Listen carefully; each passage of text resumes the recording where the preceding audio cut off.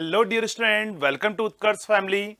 तो चलिए कंटिन्यू करते हैं अपना नेक्स्ट सेशन। तो देखो अपना थ्री फेज इंडक्शन मोटर जो है वो कंप्लीट हो चुका है और अपन आज स्टार्ट करने वाले हैं सिंगल फेज इंडक्शन मोटर। और जैसा आप सभी लोगों को पता होगा तो एक्चुअली आपके जेई एग्जाम के अंदर सिंगल फेज इंडक्शन मोटर से बहुत ज्यादा क्वेश्चन आते हैं, क्योंकि आपको पता है जो भी आपके पास में resistance split phase induction motor है या कैपेसिटर स्टार्ट इंडक्शन मोटर है, यहाँ से प्रैक्टिकली एप्लीकेशन ज्यादा पूछी जाती है आपको, है ना।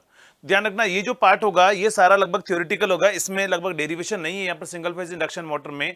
और आपके एसएससी जेई के अंदर जो है मैक्सिमम थ्योरेटिकल क्वेश्चन आते हैं। तो ये पॉइंट है, इसको ये जो टॉपिक है आपको लीव नहीं करना है, इस चीज का ध्यान रखना। ये आपके लिए बहुत ज्यादा इंपॉर्टेंट टॉपिक रहेगा, single phase induction motor. Clear है? तो चलिए स्टार्ट करते हैं अपन सिंगल फेज इंडक्शन मोटर। तो हेडिंग लिखना सभी लोग, single phase induction motor. Single phase induction motor. देखो थ्री फेज इंडक्शन मोटर अपन कंप्लीट कर चुके थे और मैंने आपको बोला था थ्री फेज इंडक्शन मोटर में क्या होता है। तो थ्री फेज इंडक्शन मोटर में थ्री फेज वाइंडिंग होती है, उसको अपन थ्री फेज बैलेंस सप्लाई देते हैं। उसकी वजह से एक रोटेटिंग मैग्नेटिक फील्ड आता है, वो रोटर को कट करता है, ईएमएफ इंड्यूस होता है, करंट फ्लो होता है, टॉर्क प्रोड्यूस होता है और आपका रोटर रोटेट हो जाता है। ये सारा प्रिंसिपल कहां था? थ्री फेज इंडक्शन मोटर में था। अब देखो सिंगल फेज इंडक्शन मोटर है तो इसका नाम से ही पता लग रहा है कि यहाँ पर थ्री फेज वाइंडिंग नहीं होगी। एक्चुअली यहाँ पर कौन सी होगी? ओनली सिंगल फेज वाइंडिंग होगी। तो यहां पर सिंगल फेज इंडक्शन मोटर में जो वाइंडिंग होगी वो होगी आपके पास में सिंगल फेज वाइंडिंग होगी। तो यहां पर मैं बोल रहा हूं सिंगल फेज इंडक्शन मोटर है, तो ये अपने पास में क्या है? सिंगल फेज वाइंडिंग होगी। और नेक्स्ट यहां पर क्या होगा? एक तो ये तो होगा फील्ड वाइंडिंग, दूसरा क्या होगा? आपके पास में रोटर होगा। तो ये जो रोटर होगा यहां पर सिंगल फेज इंडक्शन मोटर में जो रोटर होता है वो एसेंशियली स्टार कनेक्टेड होता है। ध्यान रखना, आपको पूछता है कि यहाँ मतलब ये स्टार कनेक्टेड नहीं, ये जो रोटर होता है आपके पास में एसेंशियली स्क्वायरल केज होता है ना, क्योंकि देखो सिंगल फेज वाइंडिंग है, या स्टार या डेल्टा तो कहां पर बनता है? थ्री फेज इंडक्शन मोटर में बनता है ना।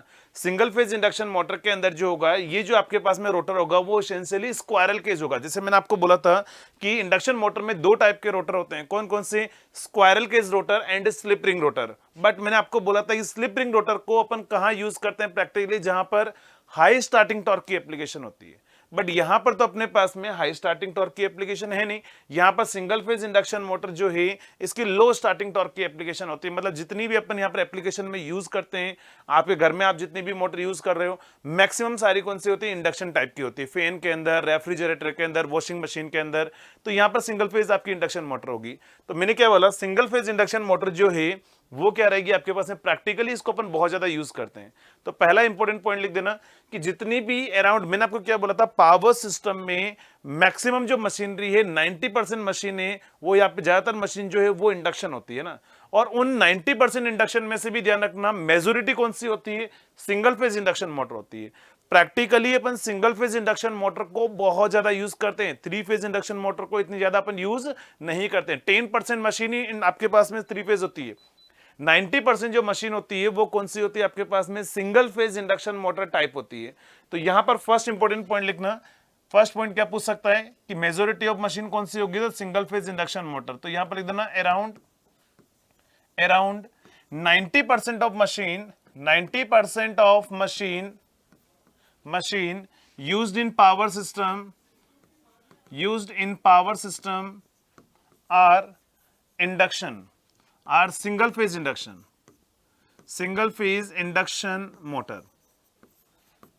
Induction motor.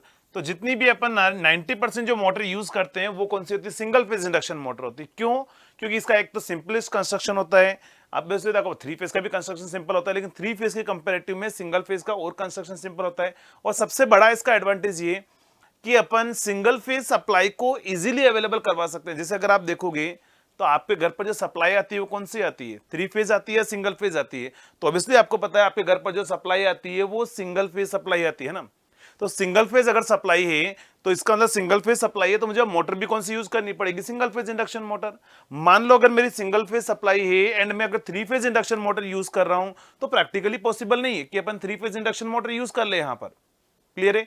इसका मतलब मैं यहां से क्या बोल सकता हूं कि मेरे पास में जो है 90% जो मशीन है वो सिंगल फेज इंडक्शन मोटर है। और क्यों है? क्योंकि सिंगल फेज एसी सप्लाई अपन इजीली अवेलेबल करवा सकते हैं। क्या बोला मैंने? सिंगल फेज एसी सप्लाई अपन इजीली अवेलेबल करवा सकते हैं। और अपन इजीली अगर अवेलेबल करवा सकते हैं इसीलिए अपन सिंगल फेज इंडक्शन मोटर को बहुत ज्यादा यूज करते हैं। और दूसरा ये कि अपनी जो जितनी भी मैक्सिमम जो एप्लीकेशन है वो लो स्टार्टिंग टॉर्क की है, और लो स्टार्टिंग टॉर्क है तो आपको स्क्वायरल केज रोटर जो बनाना है वो स्क्वायरल केज रोटर बहुत सिंपल आप बना सकते हो, स्लिप रिंग रोटर बनाने में कॉस्ट ज्यादा लगती है। तो यहां पर जो रोटर होता है देखो सिंगल फेज वाइंडिंग होगी, यहां पर आप सिंगल फेज सप्लाई दोगे इसको, सिंगल फेज एसी सप्लाई, और ये क्या होगा आपके पास में रोटर होगा। और मैंने क्या बोला, रोटर जो होगा वो एसेंशियली क्या होगा, स्क्वायरल केज टाइप होगा। रोटर यहां पर एसेंशियली क्या होगा, स्क्वायरल केज टाइप होगा, स्क्वायरल केज टाइप, ये रोटर अपन यूज करेंगे यहां पर। तो चलिए नेक्स्ट सेकंड पॉइंट क्या होगा यहां पर कि आपके पास में यहां पर जो रोटर होगा इन दिस इंडक्शन मोटर, या इसे लिख देना in single phase induction motor, single phase induction motor, the rotor is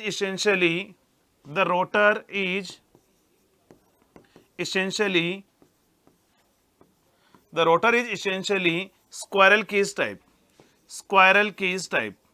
और स्क्वायरल केज क्यों यूज करते हैं तो मैंने आपको बता चुका हूं, क्योंकि बिकॉज ऑफ अपनी जो एप्लीकेशन है घर पर, आप मुझे बताओ आपको जो भी चीजें चलानी है वहां पर क्या हाई टॉर्क चाहिए, क्या इंडस्ट्री में चाहिए ना, बड़ी बड़ी इंडस्ट्री के अंदर, तो घर पर आपको नहीं चाहिए हाई टॉर्क के अंदर। अब हाई टॉर्क में कमर्शियल एप्लीकेशन जो हो गई वहां पर भी लो टॉर्क ही चाहिए। अब लो टॉर्क चाहिए तो इसीलिए अपन यहाँ पर रोटर कौन सा यूज कर रहे हैं, स्क्वायरल केज टाइप। तो यहाँ पर क्या होगा आपके पास में स्क्वायरल केज रोटर रहेगा। क्लियर है, तो ये रहेगा आपके पास में इंट्रोडक्शन को सिंगल फेज इंडक्शन मोटर में कौन सा रोटर होता है, कहां यूज करते हैं, क्यों यूज करते हैं, क्यों single phase induction motor use करते हैं, ये क्लियर है सभी को। तो चलिए अब अपन आगे कंटिन्यू करते हैं। देखो यहां पर एक्चुअली क्या होगा, ये सिंगल फेज सप्लाई होगी, और सिंगल फेज वाइंडिंग को अगर अपन सिंगल फेज सप्लाई अपन देंगे तो यहां पर क्या होगा, एक मैग्नेटिक फील्ड प्रोड्यूस होगा। तो समझना, जैसे मान लो ये आपके पास में क्या है, सिंगल फेज वाइंडिंग है, ये सिंगल फेज वाइंडिंग से, और सिंगल फेज वाइंडिंग को यहां से आप सप्लाई कौन सी दोगे, तो ये प्लस और ये माइनस है, यहां से आप दोगे इसको सप्लाई सिंगल फेज एसी। अगर आप इसको सिंगल फेज एसी सप्लाई दोगे तो यहां पर मैग्नेटिक फील्ड प्रोड्यूस होगा। लेकिन एक्चुअली ये जो मैग्नेटिक फील्ड प्रोड्यूस होता है ना, ये मैग्नेटिक फील्ड रोटेटिंग नहीं होता है। जो आपके पास में थ्री फेज इंडक्शन मोटर का या थ्री फेज सप्लाई जो आप देते हो ना थ्री फेज इंडक्शन मोटर में, वहां पर एक रोटेटिंग मैग्नेटिक फील्ड प्रोड्यूस होता है। और मैंने आपको बोला था वो रोटेटिंग मैग्नेटिक फील्ड एक कांस्टेंट स्पीड से जाता है, उसको बोलते हैं अपन सिंक्रोनस स्पीड। बट यहां पर सिंगल फेज सप्लाई जो होती है, सिंगल फेज वाइंडिंग को अपन सिंगल फेज एसी सप्लाई देते हैं, तो उसकी वजह से एक पल्सेटिंग मैग्नेटिक फील्ड आता है। कौन सा आता है, पल्सेटिंग मैग्नेटिक फील्ड प्रोड्यूस होता है। और पल्सेटिंग मैग्नेटिक फील्ड जो होगा, वो पल्सेटिंग मैग्नेटिक फील्ड क्या करेगा आपके पास में, तो देखो पल्सेटिंग का मतलब क्या है पहले तो ये पता होना चाहिए। रोटेटिंग का मतलब क्या था आपके पास में, कि आपका फील्ड क्या होगा, रोटेट होगा। अगर मैं पल्सेटिंग मैग्नेटिक फील्ड की बात करूं तो पल्सेटिंग मैग्नेटिक फील्ड कुछ ऐसा होता है कि जब आप कभी भी किसी भी सिंगल फेज मशीन को सिंगल फेज सप्लाई दोगे तो यहां पर जो फ्लक्स आएगा वो कौन सा आएगा, पल्सेटिंग आएगा। पल्सेटिंग का मतलब क्या होगा आपके पास में, एसी है ना, ये पल्सेटिंग मैग्नेटिक फील्ड है जो एक बार पॉजिटिव होगा और एक बार क्या होगा, नेगेटिव होगा। तो ये होता है पल्सेटिंग मैग्नेटिक फील्ड। अब ये पल्सेटिंग मैग्नेटिक फील्ड जब क्या करेगा, इस रोटर को कट करेगा। समझना, ये रोटर है आपके पास में, तो मैंने बोला कि ये टाइम के साथ देखो टाइम वेरिंग है, ऐसा नहीं कि टाइम इन वेरिंग है, टाइम वेरिंग फ्लक्स है। तो जब आप किसी भी सिंगल फेज वाइंडिंग को सिंगल फेज सप्लाई देते हो तो एक पल्सेटिंग मैग्नेटिक फील्ड आता है। और ये पल्सेटिंग मैग्नेटिक फील्ड जो होगा, पल्सेटिंग मैग्नेटिक फील्ड जो होगा वो किसको कट करेगा, वो इस रोटर को कट करेगा। और इस रोटर को कट करेगा, इसकी वजह से इस रोटर में क्या होगा, ईएमएफ इंड्यूस होगा। रोटर की वाइंडिंग क्लोज है, जिसमें करंट फ्लो होगा और टॉर्क प्रोड्यूस होगा। सब कुछ काम होंगे, जो सेम काम कहां पर हो रहे थे, आपके थ्री फेज इंडक्शन मोटर में हो रहे थे, सेम काम यहां पर होगा।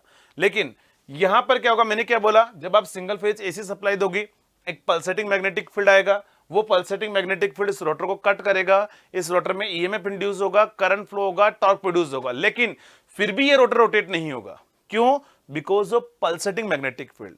एक्चुअली पल्सेटिंग मैग्नेटिक फील्ड जो इस रोटर पर लगेगा, मान लो आपका जो मैग्नेटिक फील्ड है उसका मैग्नीट्यूड है आपके पास में 5F, तो यहां पर या 5M आप लिख दो, ये आपके पास में मैक्सिमम फ्लक्स है 5M। तो होगा क्या, इस मैक्सिमम फ्लक्स का हाफ फ्लक्स जो है वो पॉजिटिव डायरेक्शन में लगेगा, तो हाफ फ्लक्स कहां लगेगा, नेगेटिव डायरेक्शन में। तो एक्चुअली ये जो मैग्नेटिक फील्ड होगा, ये मैग्नेटिक फील्ड दोनों डायरेक्शन में क्या लगेगा, इक्वल मैग्नीट्यूड का लगेगा 5M/2, और इस डायरेक्शन में भी कितना लगेगा, 5M/2। और दोनों डायरेक्शन में अगर आपके पास में फ्लक्स लगेगा और वो भी इक्वल मैग्नीट्यूड का, देखो इधर जितना फ्लक्स लगेगा उधर ही उतना लगेगा, और इक्वल मैग्नीट्यूड का दोनों डायरेक्शन में लगेगा, तो उसकी वजह से यहां पर जो टॉर्क आएगा वो भी पल्सेटिंग टॉर्क आएगा। और कौन सा टॉर्क आएगा? पल्सेटिंग टॉर्क आएगा। और इसमें जो पल्सेटिंग टॉर्क आएगा वो टॉर्क क्या करेगा? वो भी दोनों डायरेक्शन में, मान लो ये आपका बैकवर्ड टॉर्क है और ये कौन सा है? फॉरवर्ड टॉर्क है। ये इधर मैं क्या बात कर रहा हूं? इधर मैं फॉरवर्ड फील्ड की बात कर रहा हूं, फॉरवर्ड फील्ड, और इधर मैं बात कर रहा हूं बैकवर्ड फील्ड की बात कर रहा हूं मैं, बैकवर्ड फील्ड। तो इधर अपन बात कर रहे हैं बैकवर्ड फील्ड की बात कर रहे हैं ना। तो समझना मैंने क्या बोला कि जब आप क्या करते हो, किसी भी सिंगल फेज वाइंडिंग को सिंगल फेज एसी सप्लाई देते हो तो एक पल्सेटिंग मैग्नेटिक फील्ड आता है। वो पल्सेटिंग मैग्नेटिक फील्ड रोटर को कट करता है, उसकी वजह से रोटर में ईएमएफ आता है, करंट फ्लो होता है और टॉर्क प्रोड्यूस होता है। लेकिन वो टॉर्क जो है वो दोनों डायरेक्शन में लगता है और वो भी इक्वल मैग्नीट्यूड के साथ में लगता है। और इक्वल मैग्नीट्यूड का टॉर्क, मान लो मैं रोटर को इधर रोटेट करवा रहा हूं, जितना टॉर्क मैं इधर लगा रहा हूं उतना भी उधर लग रहा है, दोनों डायरेक्शन में आपको बराबर टॉर्क लग रहा है। जैसे मान लो ये पेन है, मैं इधर से भी खींच रहा हूं और मैं इधर से भी, दोनों डायरेक्शन में खींच रहा हूं, दोनों डायरेक्शन में बराबर फोर्स है, तो ये अपनी पोजीशन से मूव नहीं होगा। इसीलिए तो अपन बोलते हैं कि single phase induction motor is not a self started motor. Clear है पॉइंट? तो ये समझ में आ गया होगा कि सिंगल फेज इंडक्शन मोटर जो है वो सेल्फ स्टार्टेड क्यों नहीं होती। आपको एग्जाम के अंदर पूछा जाता है कि why the single phase induction motor is not a self started motor. तो रीजन होगा आपके पास में because of pulsating magnetic field, या फिर आपके ऑप्शन में लिखा होगा because the torque applied on the both side with equal magnitude. जहां पर टॉर्क लगेगा वो दोनों डायरेक्शन में लगेगा और वो भी इक्वल मैग्नीट्यूड का लगेगा। इसीलिए यहां पर सिंगल फेज इंडक्शन मोटर है वो सेल्फ स्टार्टेड नहीं होता है। तो इसका ऑपरेटिंग प्रिंसिपल लिख देना कि किस तरीके से इसमें होता है। तो लिखना इसके अंदर, whenever a three phase supply, sorry, whenever a single phase supply, लिखना whenever a single phase supply is given to single phase winding, whenever a single phase supply is given to single phase winding, due to this pulsating magnetic field is produced, pulsating magnetic field is produced, and this pulsating magnetic field is applied on the rotor. This pulsating magnetic field is applied on the rotor in both direction with equal magnitudes, in both direction with equal magnitude, both direction with equal magnitude, both direction with equal magnitude. Therefore the torque is applied, torque is also applied, therefore the torque is also applied on the both side of the rotor, on the both side of the rotor with equal magnitude, both side of the rotor with equal magnitude, equal magnitude. Therefore the rotor will not rotate, therefore the rotor will not rotates, rotor will not rotates. Therefore the single phase induction motor is not a self started motor. Therefore the single phase induction motor is not a self started motor. Therefore the single phase induction motor is not a self started motor. तो मैंने क्या बोला, अपने पास में ऐसा काम हो रहा होगा, इसीलिए आपकी जो सिंगल फेज इंडक्शन मोटर होगी वो सेल्फ स्टार्टेड नहीं होगी। क्लियर है? तो आई थिंक ये सभी को क्लियर हो चुका होगा कि single phase induction motor self started क्यों नहीं होती है। तो देखो यहां पर अपन ने क्या बोला कि जो फील्ड लगेगा वो दो पार्ट में डिवाइड होगा, एक फॉरवर्ड फील्ड होगा, एक बैकवर्ड फील्ड होगा।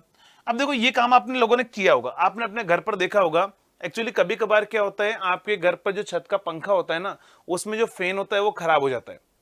अब वो फैन जब खराब, मतलब जिसके जो फैन होता है ना उसके ऊपर जो कैपेसिटर होता है उसकी बात कर रहा हूं ना। जैसे आपके पास में जो घर पे आपने पंखा लगा रखा है, उस पंखे के ऊपर जो एक कैपेसिटर लगा हुआ है वो खराब हो जाता है। तो आप क्या करते हो, आप जब बटन दबाते हो तो आपका फैन नहीं चलता है, तो फिर आप नीचे से लकड़ी से लेकर उसको घुमाते हो। अब आप जिधर घुमाते हो वो उधर घूमने लग जाता है। तो एक्चुअली अगर single phase induction motor self started नहीं है तो मुझे इसको स्टार्ट करना है, तो मैं कैसे स्टार्ट कर सकता हूं? आप जब बाहर से उसको लकड़ी से जब घुमा रहे हो ना, तो क्या कर रहे हो, आप बाहर से एक एक्सटर्नल फोर्स दे रहे हो। तो सेम अगर मैं बात करूं कि ये जो मेरे पास में मोटर रोटर है, इसको मैं एक एक्सटर्नल फोर्स दे दूं, मैं अपनी तरफ से रोटेट करवा दूं, अब इसको मैं जिस डायरेक्शन में फोर्स दूंगा, मान लो मैं इधर फोर्स दे रहा हूं तो ये इधर रोटेट होने लग जाएगा, मान लो मैं इधर फोर्स दे रहा हूं तो वो उधर रोटेट होने लग जाएगा। क्लियर है? इसका मतलब क्या होगा, अगर आपके पास single phase induction motor self started नहीं होती है तो उसको स्टार्ट करने के लिए मैं एक काम कर सकता हूं कि मैं उसको किसी एक डायरेक्शन में फोर्स दे दूं उसको, ठीक है, किसी एक डायरेक्शन में फोर्स दे दें, जिस डायरेक्शन में अपन फोर्स देंगे उस डायरेक्शन में वो रोटेट होने लग जाएगी, ठीक है। अगर उस डायरेक्शन में अगर वो रोटेट होने लग गई तो अपने पास में क्या होगा, स्टार्ट हो जाएगी। लेकिन आप प्रैक्टिकली सोचो, क्या प्रैक्टिकली ऐसा पॉसिबल है कि जितनी बार आपको फैन स्टार्ट करना होगा या कुछ भी स्टार्ट करना होगा तो आप बार बार बाहर से फोर्स लगाओगे क्या, हाथ से रोटेट करवाओगे क्या? नहीं, प्रैक्टिकली नहीं पॉसिबल है कि प्रैक्टिकली अपन कैसा करेंगे, लेकिन स्टार्ट कर सकते हैं उस तरीके से भी, है ना, ध्यान रखना। तो अगर अपन प्रैक्टिकली वो काम नहीं करेंगे तो अपन प्रैक्टिकली करेंगे क्या? तो प्रैक्टिकली अपन क्या काम करेंगे, इसको सेल्फ स्टार्ट बनाएंगे। अब इसको कैसे सेल्फ स्टार्ट बनाते हैं, उससे पहले अपन देखते हैं कि इस मोटर की जो टॉर्क स्लिप कैरेक्टरिस्टिक्स होगी वो क्या होगी। तो हेडिंग लिखना टॉर्क स्लिप कैरेक्टरिस्टिक्स, हेडिंग लिखना टॉर्क स्लिप कैरेक्टरिस्टिक्स,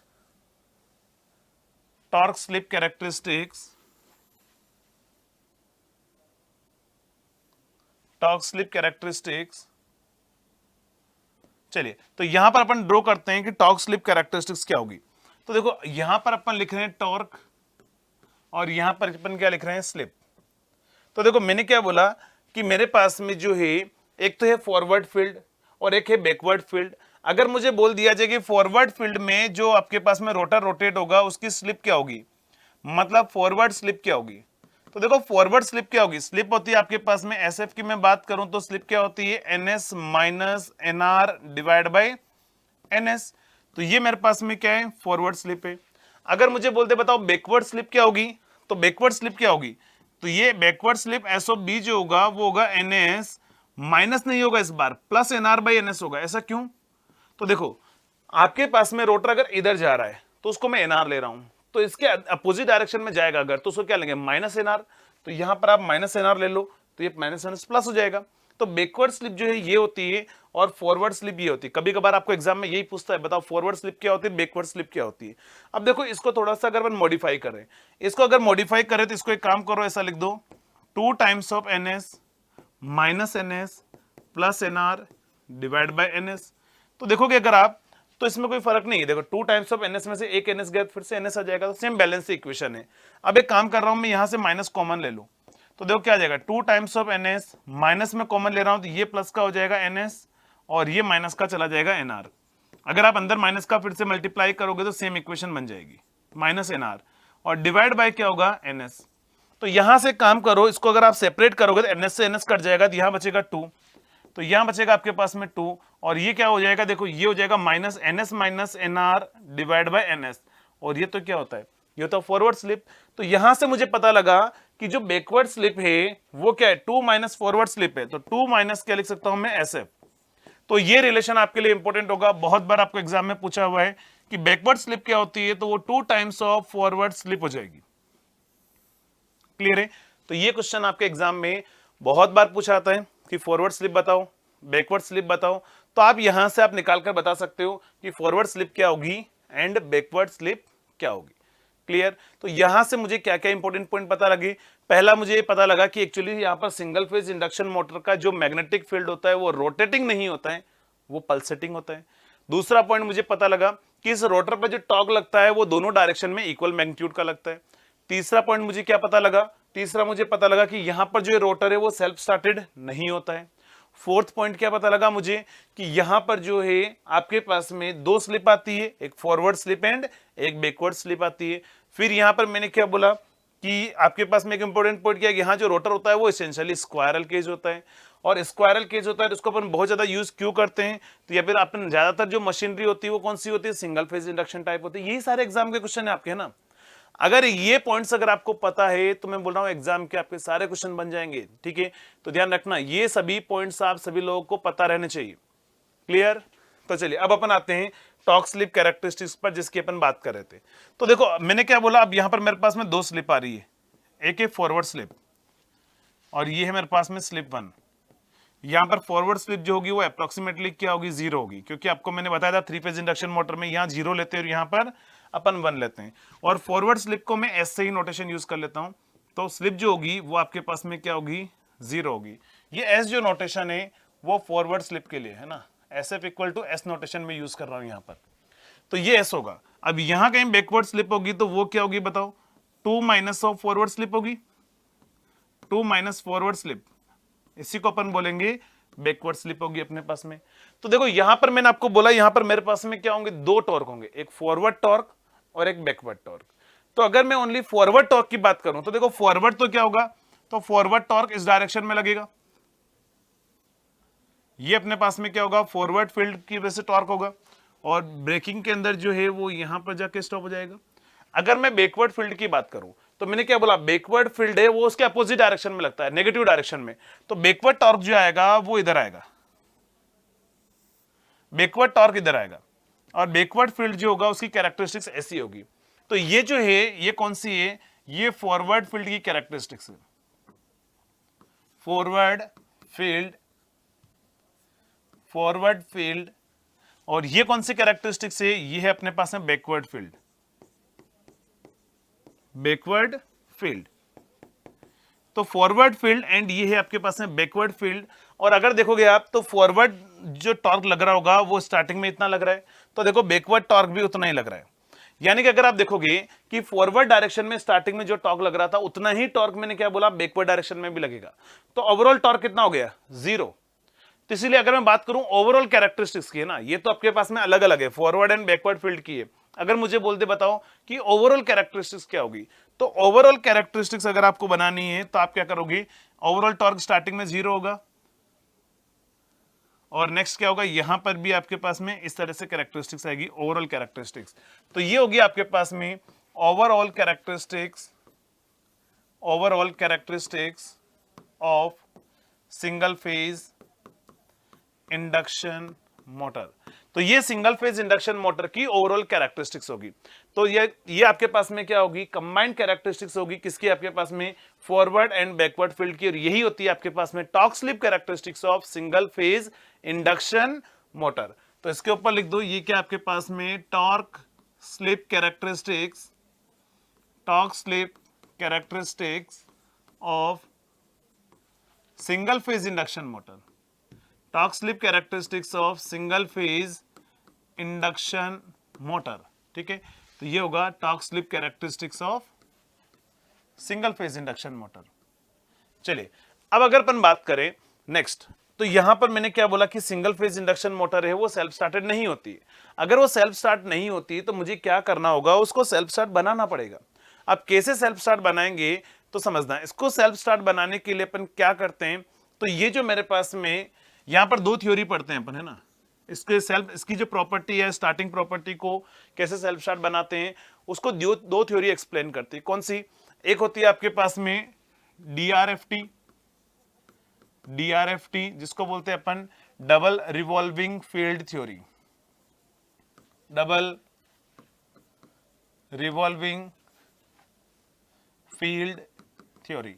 ये भी ध्यान रखना, कभी कभार आपको एग्जाम में पूछ लेता है कि सिंगल फेज इंडक्शन मोटर किस प्रिंसिपल पे काम करती है, तो आप ये बोल सकते हो डीआरएफटी, और दूसरा होगा आपके पास में cross field theory, cross field theory. But option में जो है आपके पास में बहुत कम ये होता है क्रॉस फील्ड वाला, आपके पास में डबल रिवॉल्विंग फील्ड थ्योरी आपको एग्जाम में ज्यादातर पूछा जाता है। तो अगर आपको पूछ ले कि सिंगल फेज इंडक्शन मोटर किस प्रिंसिपल पे काम करती है, तो डीआरएफटी पर। देखो डबल फील्ड रिवॉल्विंग थ्योरी, देखो यही तो हो रहा था अभी जो मैंने एक्सप्लेन किया। मैंने बोला था कि सिंगल फेज मोटर को अगर अपन सिंगल फेज सप्लाई देते हैं तो दो फील्ड प्रोड्यूस होते हैं। कौन कौन से, एक फॉरवर्ड फील्ड और एक बैकवर्ड फील्ड, दोनों अलग अलग डायरेक्शन में रिवॉल्व करते हैं। तो बात यही हो गई ना कि डबल फील्ड है और रिवॉल्विंग और थ्योरी है, क्योंकि 2 फील्ड 2 अपोजिट डायरेक्शन में क्या हो रहे हैं, रोटेट हो रहे हैं। तो यही तो डीआरएफटी है आपके पास में। बाकी क्रॉस फील्ड थ्योरी के बारे में इतना कुछ भी नहीं पूछता है और बुक में भी आपको कुछ नहीं मिलेगा, वैसे नाम याद रखना डीआरएफटी होता है और एक क्रॉस फील्ड थ्योरी होता है, क्योंकि एक बार एग्जाम में पूछा हुआ है कि कौन कौन सी थ्योरी जो है वो सिंगल फेज इंडक्शन मोटर के बिहेवियर को एक्सप्लेन करती है। तो पहला नाम DRFT दिया था, दूसरा ऑप्शन क्रॉस फील्ड दे रखा था, तीसरा बोथ ए एंड बी लिखा हुआ था। तो अगर ऐसा ही पूछ लिया जाए तो आप answer both A and B वहां पर लगा के आओगे। क्लियर। अब अपन क्या करते हैं, इसको सेल्फ स्टार्ट कैसे बनाते हैं, तो वो अपन देखते हैं how to start single phase induction motor या how to make self start single phase induction motor. ठीक है, तो नेक्स्ट हेडिंग लिखना, how to start single phase induction motor. How to start single phase induction motor. तो किस तरीके से अपन सिंगल फेज इंडक्शन मोटर को हम स्टार्ट करेंगे। तो देखो, सिंगल फेज इंडक्शन मोटर को जो हम स्टार्ट करेंगे या उसको सेल्फ स्टार्ट बनाएंगे, वो किस तरीके से बनाएंगे। तो पहले आपके पास में क्या होगा, ये जो सिंगल फेज वाइंडिंग होती है, मैंने आपको बोला था सिंगल फेज इंडक्शन मोटर में हम एक सिंगल वाइंडिंग यूज करते हैं, ये सिंगल फेज वाइंडिंग होगी, सिंगल फेज वाइंडिंग। तो अपन क्या काम करते हैं, इस सिंगल फेज वाइंडिंग को हम दो पार्ट में स्प्लिट कर देते हैं, तोड़ देते हैं इस वाइंडिंग को। तो यहां पर अपन सेल्फ स्टार्ट बनाने के लिए अपन क्या करते हैं, सिंगल फेज वाइंडिंग को हम दो पार्ट में स्प्लिट कर देते हैं, और दो पार्ट में जो स्प्लिट करते हैं उनमें से एक पार्ट जो होता है वो उसको बोलते हैं अपन main winding, main winding, main winding, और इसी को एक और नाम से बोला जाता है रनिंग वाइंडिंग, रनिंग वाइंडिंग। क्यों बोलते हैं अब ये अपन देखेंगे। नेक्स्ट, दूसरी जो वाइंडिंग होती है उसको अपन बोलते हैं ऑक्सिलरी वाइंडिंग, दूसरी वाइंडिंग होती है ऑक्सिलरी वाइंडिंग। ठीक है, तो ये अपने पास में कौन सी वाइंडिंग होगी, ये होगी ऑक्सिलरी वाइंडिंग,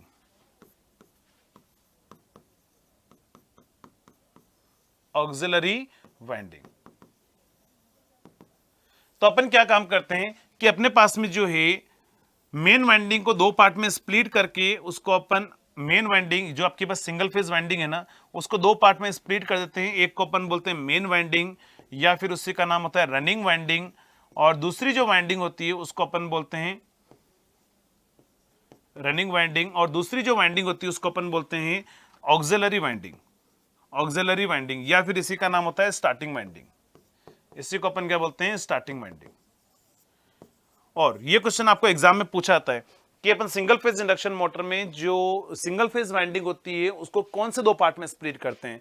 तो आंसर होगा main winding and auxiliary winding. और अगर आप देख रहे होंगे दोनों को मैंने कितने एंगल पर कनेक्ट किया हुआ है, 90 डिग्री पर, है ना। तो यहां पर दोनों को हम कितने एंगल पर कनेक्ट कर देते हैं, 90 डिग्री के एंगल पर अपन कनेक्ट कर देते हैं। अब 90 डिग्री के एंगल पर कनेक्ट करने से होगा क्या, आप बोलोगे सर इससे क्या होगा। तो आपको अगर पता हो तो देखो, थ्री फेज इंडक्शन मोटर में तीनों वाइंडिंग के बीच का एंगल कितना होता है, 120 डिग्री होता है। टू फेज अगर इंडक्शन मोटर की बात करें, ध्यान रखना टू फेज मोटर भी होती है। तो टू फेज सिस्टम जब अपन बनाते हैं ना, जब स्टार्टिंग में एक्चुअली क्या होता है, प्रैक्टिकली सबसे पहले जब बना था तो एक सिंगल फेज सिस्टम बना था। सिंगल फेज में लोग पावर ट्रांसमिट करते थे, लेकिन वो इकोनॉमिकल नहीं हुआ, तो फिर वो बाद में टू फेज पर आए थे।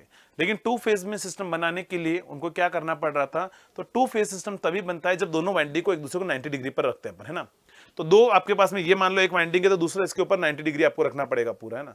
अगर आप 90 डिग्री पर दोनों वाइंडिंग को रखोगे तो ही जाके आपके पास में क्या होगा, टू फेज सिस्टम बनेगा। तो टू फेज सिस्टम क्या होता है, ध्यान रखना, टू फेज सिस्टम के अंदर जिसे मैंने आपको बोला था थ्री फेज सप्लाई अगर आप देते हो तो एक रोटेटिंग मैग्नेटिक फील्ड बनता है। तो टू फेज सिस्टम का जो मैग्नेटिक फील्ड है वो भी रोटेटिंग होता है। ध्यान रखना, टू फेज सिस्टम का जो मैग्नेटिक फील्ड है वो भी क्या होता है, रोटेटिंग होता है। तो यहां पर अपन क्या काम किया अपन ने, बताओ। मेनली अगर आप देखोगे तो मैंने और कुछ नया काम नहीं किया है। जो मेरी सिंगल फेज वाइंडिंग होगी ना, उसको दो पार्ट में स्प्लिट करके 90 पर कनेक्ट करके मैंने टू फेज सिस्टम बना लिया। अब टू फेज सिस्टम बनाने का मतलब क्या हो गया, अब इनका जो मैग्नेटिक फील्ड होगा वो रोटेटिंग होगा, और इनके बीच में यहां पर अपन ने क्या रख दिया, रोटर रख दिया। अब ये रोटर अगर मैंने रख दिया तो इनका रोटेटिंग मैग्नेटिक फील्ड रोटर को एक ही डायरेक्शन में लगेगा, और एक ही डायरेक्शन में लगेगा तो आपका रोटर क्या हो जाएगा, स्टार्ट हो जाएगा। तो यानी कि अपन क्या काम करते हैं, अगर आपको समझ में आया होगा तो अपन क्या काम करते हैं कि एक वाइंडिंग को स्प्लिट करके दो पार्ट में कनेक्ट करके तोड़कर उसको 90 डिग्री पर कनेक्ट कर देते हैं। और 90 डिग्री पर कनेक्ट करने के बाद में अगर मैं बात करूं तो 90 डिग्री पर कनेक्ट करके अपन क्या करते हैं, उसको रोटेटिंग मैग्नेटिक फील्ड प्रोड्यूस करवाते हैं, और रोटेटिंग मैग्नेटिक फील्ड प्रोड्यूस करवा के उसको स्टार्ट कर देते हैं। लेकिन ध्यान रखना, अब आप बोलोगे सर इसको फिर ऑक्सिलरी वाइंडिंग क्यों बोला और इसको मेन वाइंडिंग क्यों बोला। क्योंकि ये जो वाइंडिंग है, ध्यान रखना, ये वाइंडिंग ओनली मोटर को स्टार्ट करने के काम में ही आती है। जैसे स्टार्ट होता है अपन इस वाइंडिंग को हटा देते हैं, क्योंकि एक बार अगर वो स्टार्ट होगी तो फिर कोई दिक्कत नहीं, अगर वो मान लो इस डायरेक्शन में रोटेट होने लग गई तो ये वाइंडिंग हट जाएगी सेंट्रीफ्यूगल स्विच की हेल्प से। आगे जाके मैं बताऊंगा सेंट्रीफ्यूगल स्विच क्या होता है, तो ये हट जाएगी आपके पास में, इसीलिए इसको अपन स्टार्टिंग वाइंडिंग बोलते हैं। स्टार्टिंग वाइंडिंग क्यों बोलते हैं कि ये मोटर को सिर्फ स्टार्ट करने का काम करती है। और ऑक्सिलरी क्यों बोलते हैं, तो ऑक्सिलरी अपन जो कोई एक पार्ट होता है जो कुछ एक्स्ट्रा काम के लिए यूज किया जाता है उसको अपन ऑक्सिलरी वर्ड यूज करते हैं ना।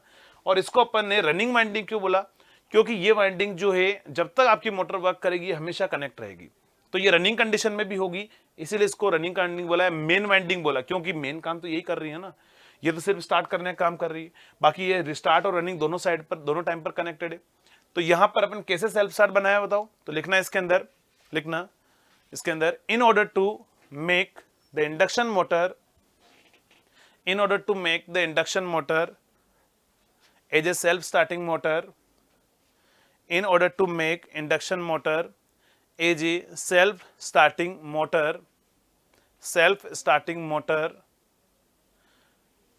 we will split single phase winding, we will split single phase winding in two part, one is main winding, one is main winding and another is auxiliary winding, another is auxiliary winding, and these two windings are connected, these two windings are connected at an angle of 90 degree, at an angle of 90 degree, at an angle of 90 degree, therefore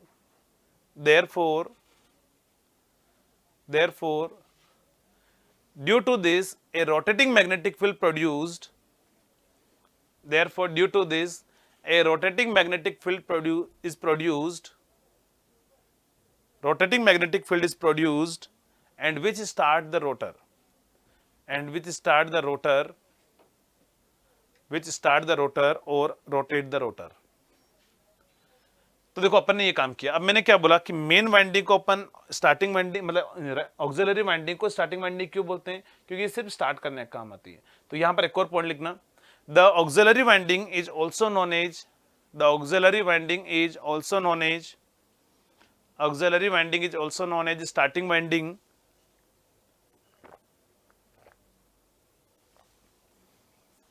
auxiliary winding is also known as starting winding because it is remain connected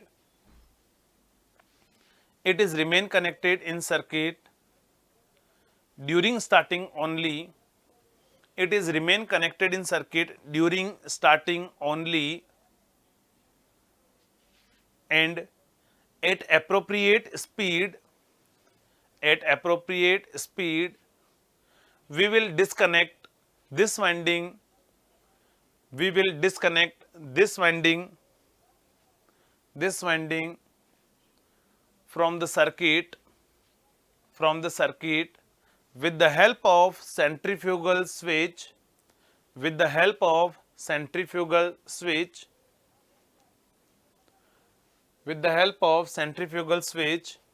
next point लिखना, the main winding is also known as running winding, the main winding is also known as running winding, main winding is also known as running winding,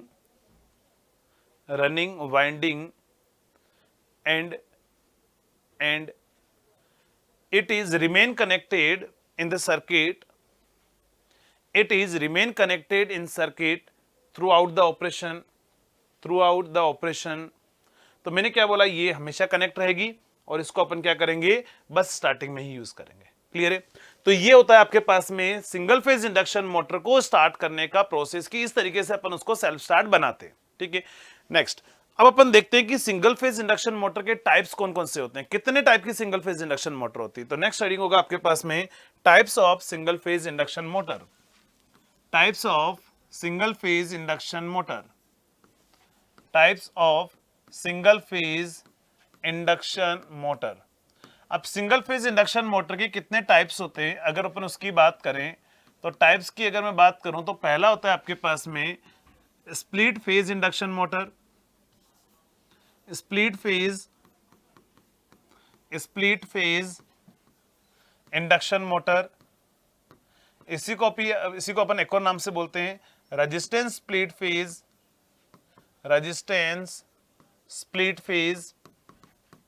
induction motor, resistance split phase induction motor. और दूसरा होता है आपके पास में नाम, वो होता है आपके पास में capacitor start induction motor. Next third होता है आपके पास में permanent capacitor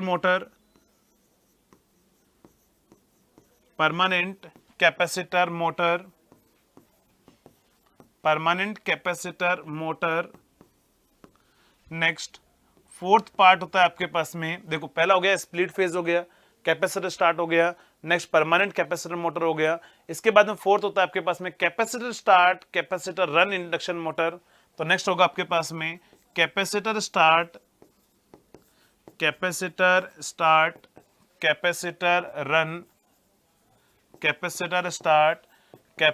run induction motor. इसका एक और नाम होता है two value capacitor motor.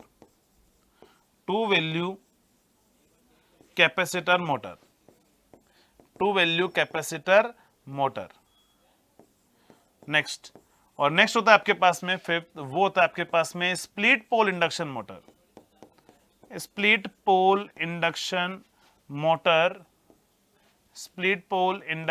Motor, या फिर इसी को अपन बोलते हैं शेडेड पोल इंडक्शन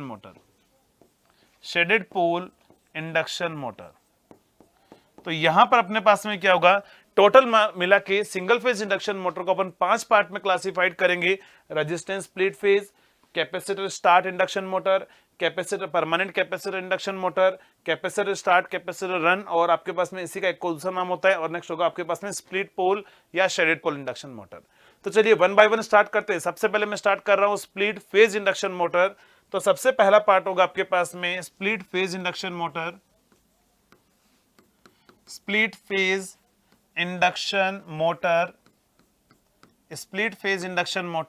अब देखो स्प्लिट फेज या फिर इसी का एक और नाम क्या होता है, रेजिस्टेंस स्प्लिट फेज। मैंने क्या बोला, रेजिस्टेंस स्प्लिट फेज। अब इसका रेजिस्टेंस स्प्लिट फेज का मतलब क्या है समझना। मैंने आपको क्या बोला था, स्प्लिट फेज क्यों बोला, तो मैंने आपको वैसे बोला था कि अपन मेन जो सिंगल फेज वाइंडिंग है उसको 2 पार्ट में स्प्लिट कर देते हैं। तो सेम यहां पर क्या होगा, स्प्लिट फेज इंडक्शन मोटर में भी आपके पास में वही 2 वाइंडिंग्स होगी, एक होगी मेन वाइंडिंग और दूसरी होगी आपके पास में ऑक्सिलरी वाइंडिंग। और मेन वाइंडिंग और ऑक्सिलरी वाइंडिंग को with the help of centrifugal switch की हेल्प से अपन कनेक्ट कर देंगे। कितने एंगल पर, at an angle of 90 degree. और इनके यहां पर क्या होगा आपका, एसेंशियली स्क्वायरल केस क्या होगा, रोटर होगा। एसेंशियली यहां पर जो रोटर होगा वो कौन सा होगा, स्क्वायरल केस टाइप का होगा। तो ये मान लो आपके पास में क्या है, स्क्वायरल केस रोटर है, ये स्क्वायरल केस रोटर होगा। तो एसेंशियली यहां पर जो अपन रोटर यूज करेंगे वो कौन सा होगा, स्क्वायरल केस टाइप का होगा। और स्क्वायरल केस टाइप का रोटर है, तो ये अपने पास में क्या है, स्क्वायरल केस रोटर है, स्क्वायरल केस रोटर। तो ये अपने पास में क्या हो गया, रोटर हो गया। अब देखो इसमें अगर अपन ने क्या किया, 2 पार्ट में स्प्लिट किया और स्प्लिट करने के बाद में अगर अपन ने उनको 90 डिग्री पर कनेक्ट कर दिया और यहां से अपन क्या देंगे, सिंगल फेज सप्लाई देंगे इसको V। यहां पर जो करंट फ्लो होगा वो होगा IM, और यहां पर जो करंट जाएगा वो होगा IA। ये जो मैंने लिखा हुआ है ये centrifugal switch.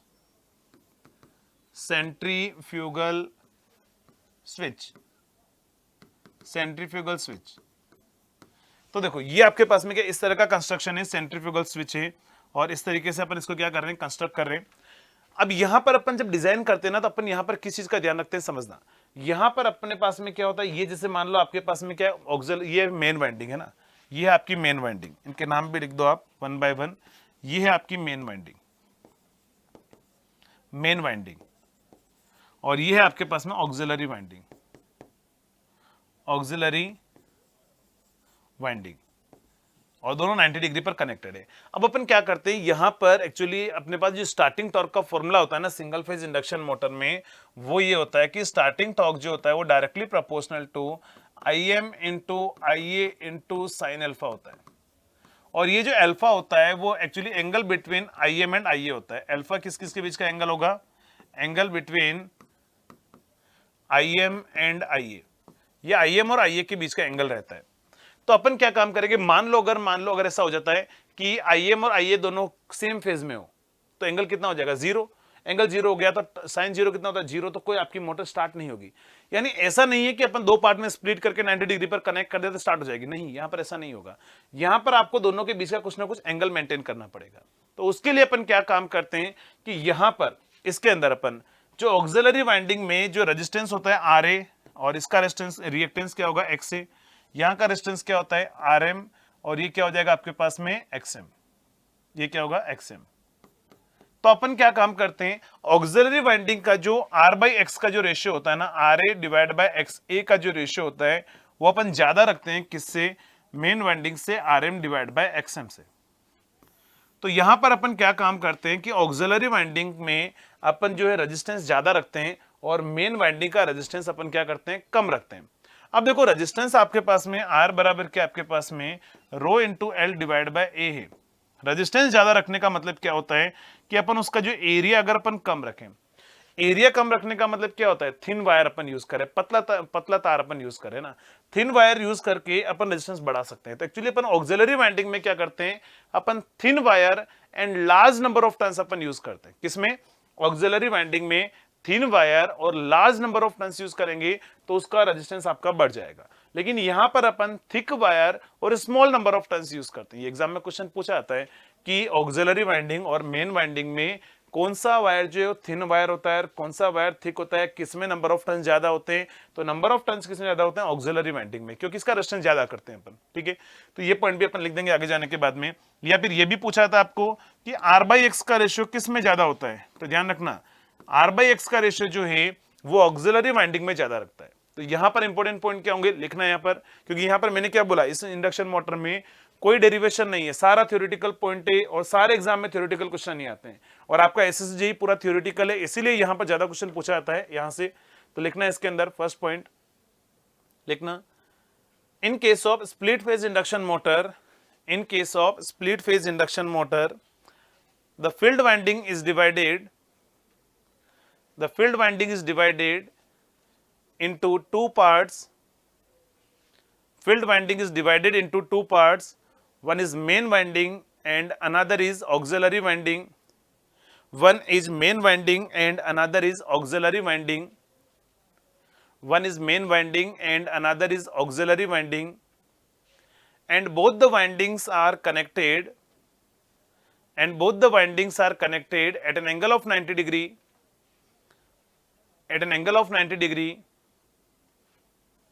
at an angle of 90 degree, with the help of centrifugal switch, with the help of centrifugal switch, the auxiliary winding is connected. With the help of centrifugal switch, with the help से पहले coma लगा देना, with the help of centrifugal switch, the auxiliary winding is connected. अब देखो during starting में क्या होता है कि ये स्विच आपका क्लोज रहता है, तो देखो टू फेज सिस्टम बन गया, यहां पर भी करंट फ्लो होगा, इधर भी करंट फ्लो होगा। अब जैसे ही आपके पास में टू फेज होगा तो यहां पर रोटेटिंग मैग्नेटिक फील्ड जो होगा इस रोटर पर एक ही डायरेक्शन में लगेगा, वो रोटर को रोटेट करवाएगा। जैसे ही रोटर आपका एप्रोप्रिएट स्पीड पर पहुंचेगा अपन इसको ओपन कर देंगे। तो बताओ सेंट्रीफ्यूगल स्विच मैंने क्यों यूज किया? तो आपकी ऑक्सिलरी वाइंडिंग को कनेक्ट करने के लिए या डिस्कनेक्ट करने के लिए? तो डिस्कनेक्ट करने के लिए। ध्यान रखना एट एप्रोप्रिएट स्पीड पर ऑक्सिलरी वाइंडिंग को सर्किट में हटाने के लिए अपन सेंट्रीफ्यूगल स्विच यूज करते हैं। आपको एग्जाम में ये क्वेश्चन भी पूछा जाता है कि why the centrifugal switch is used in single phase induction motor, तो आंसर होगा to disconnect the auxiliary winding at N appropriate speed पर। ठीक है, तो यहां पर एक और पॉइंट लिख देना, लिखना in this motor the centrifugal switch is connected, centrifugal switch is connected in this motor, the centrifugal switch is connected, centrifugal switch is connected, centrifugal switch is connected in order to disconnect the auxiliary winding, in order to disconnect the auxiliary winding at an appropriate speed, to disconnect the auxiliary winding at an appropriate speed, एट N appropriate स्पीड। चलिए next ये भी point लिख देना कि R by X वाला ratio वाला, ये भी लिख देना, लिखना in case of auxiliary winding, R by X ratio is higher than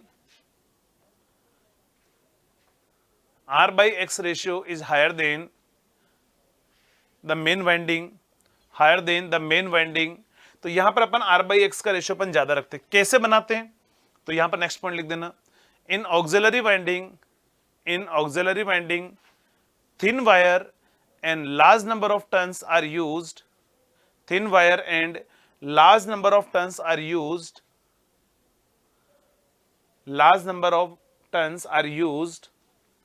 चलिए अब अपन बात करते हैं कि actually R by X ratio ज्यादा रखने से होगा क्या। पहले ये तो पता लगना चाहिए ना कि भी R by X रेशियो अपन ने रखा है ज्यादा, तो क्यों रखा है और एक्चुअली उसको रखने से होगा क्या। तो उसकी अगर अपन बात करें तो देखो यहां पर R by X रेशियो अपन हायर रखते हैं, क्यों रखते हैं या उससे होगा क्या, तो उसकी अपन बात करते हैं।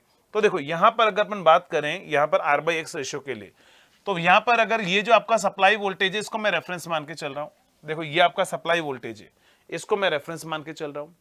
अब यहां पर जो है इसका ये करंट जो है, देखो क्या होगा, मैंने बोला कि इसका रेजिस्टेंस ज्यादा होगा, और आपको पता है रेजिस्टेंस जब ज्यादा होता है तो करंट जो होता है वोल्टेज के सेम फेज में रहता है। जैसे मान लो अगर प्योर रेजिस्टेंस हो जाए तो आपको पता है प्योर रजिस्टर में वोल्टेज और करंट दोनों सेम फेज में रहता है। प्योर इंडक्टर में क्या होता है, तो वोल्टेज और करंट के बीच का एंगल क्या होता है, 90 डिग्री होता है, जिसमें करंट लगभग 90 डिग्री से मतलब एक्जैक्टली 90 डिग्री से लेग करता है प्योर इंडक्टर में, है ना। अगर RL हुआ तो लगभग 90 डिग्री से लेग करेगा जब इंडक्टेंस ज्यादा होगा। तो मैंने क्या बोला, यहां पर अपने पास में रेजिस्टेंस ज्यादा होता है। अगर इसका रेजिस्टेंस ज्यादा होता है तो यहां पर जो ऑक्सिलरी वाइंडिंग का जो करंट होगा, ये मान लो वोल्टेज रेफरेंस है, तो ऑक्सिलरी वाइंडिंग का करंट जो होगा वो लगभग आपके पास में क्या होगा, सेम फेज में होगा। और मेन वाइंडिंग का जो करंट होगा, वो मेन वाइंडिंग का करंट अप्रोक्सीमेटली आपके पास में क्या होगा, 90 डिग्री के लगभग से लेग करेगा, ठीक है। तो ये अपने पास में क्या हुआ, ये मेन वाइंडिंग का करंट हुआ। तो देखो यहां पर जो angle between IM and IA जो अल्फा होता है ना, यहां पर एक्चुअली अपन 30 से लेकर 45 डिग्री तक ही अपन बना पाते हैं, मतलब बहुत ज्यादा अपन अल्फा इंक्रीज नहीं कर पाते। ये क्वेश्चन पूछा था आपको कि resistance split phase induction motor में what is the angle between, practical value of angle between main winding current and auxiliary winding current. तो प्रैक्टिकली जो है अपन इतना ही एंगल फॉर्म कर पाते हैं किसके अंदर, मेन वाइंडिंग और ऑक्सिलरी वाइंडिंग के करंट के बीच में। और क्यों, क्योंकि अगर मैं आपको एंगल ज्यादा बनाने का मतलब ये कि इसको इधर पूरा प्योर रेजिस्टेंस बनाना पड़ेगा। प्योर रेजिस्टेंस नहीं बना रहे, अपने पास दो वाइंडिंग है, इंडक्टेंस भी होगा, उधर मेन वाइंडिंग का रेजिस्टेंस भी होगा, तो उसको आप प्योर इंडक्टर उसको नहीं बना सकते, इधर प्योर रेजिस्टर नहीं बना सकते आप, है ना। तो इसीलिए प्रैक्टिकली आपके पास में इतना ही इंक्रीज कर पाते हैं अपन मेन वाइंडिंग और ऑक्सिलरी वाइंडिंग के बीच का प्रोसेस, ठीक है। तो यहां से मुझे क्या पता लगा कि यहां पर जो अल्फा होगा वो 30 to 45 डिग्री होगा। और अगर अल्फा 30 to 45 डिग्री है तो अगर आप देखोगे तो यहां पर तो बहुत low voltage low power application में होगा। क्यों, क्योंकि देखो स्टार्टिंग टॉर्क जो है वो आपके पास में क्या है, IM into IA into sine alpha, और साइन अल्फा है तो आपके पास में अल्फा तो बहुत कम है, आपको होता है 90 डिग्री पर जाके 1 होता है। अगर ये कम है इसीलिए इसको ओनली कहां तक यूज करते हैं, टू 50 वोल्ट से लेकर कहां से 50 वोल्ट से लेकर 500 वोल्ट तक की एप्लीकेशन में अपन इसको यूज करते हैं ना। तो ध्यान रखना इसकी रेटिंग जो होती है इसको अपन कहां तक यूज करते हैं, तो रेटिंग में अपन यूज करते हैं इसको, रेटिंग के अंदर में बात करूं तो इसको यूज करते हैं अपन 50 वोल्ट से लेकर 500 वोल्ट एप्लीकेशन के अंदर, 500 वोल्ट एप्लीकेशन के अंदर अपन इसको नॉर्मली अपन यूज करते हैं, किसको, resistance split phase induction motor को। क्लियर, तो ये रेटिंग आप याद रखना कि इसको कहां तक यूज किया जाता है, तो इसको इतनी रेटिंग तक अपन यूज करते हैं, और ये इसका क्या होगा, फेजर डायग्राम रहेगा। अब मुझे बोलेगा कि बताओ इसकी टॉर्क स्लिप कैरेक्टरिस्टिक्स क्या होगी। तो देखो अगर अपन इसकी टॉर्क स्लिप कैरेक्टरिस्टिक्स की बात करें तो टॉर्क स्लिप कैरेक्टरिस्टिक्स क्या होगी वो समझना। अगर मुझे टॉर्क स्लिप कैरेक्टरिस्टिक्स बनानी है तो यहां पर अपन जो बना रहे हैं, यहां पर अपन बनाएंगे टॉर्क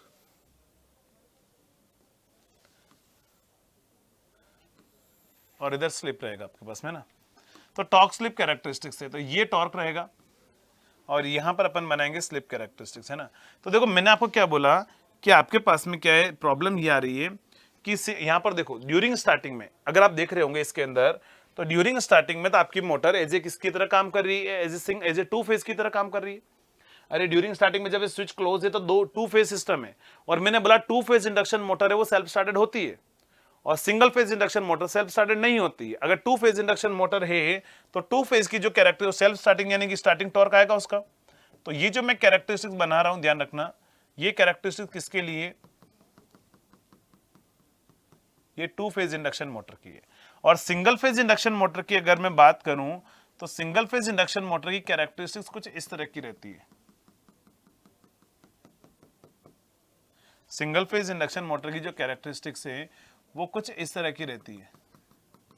क्योंकि सिंगल फेज में स्टार्टिंग से क्यों लिया मैंने, क्योंकि आपको पता है सिंगल फेज इंडक्शन मोटर जो है वो सेल्फ स्टार्टेड नहीं होती है। अब सेल्फ स्टार्टेड नहीं होती है इसका मतलब क्या होगा, स्टार्टिंग टॉर्क 0 होगा।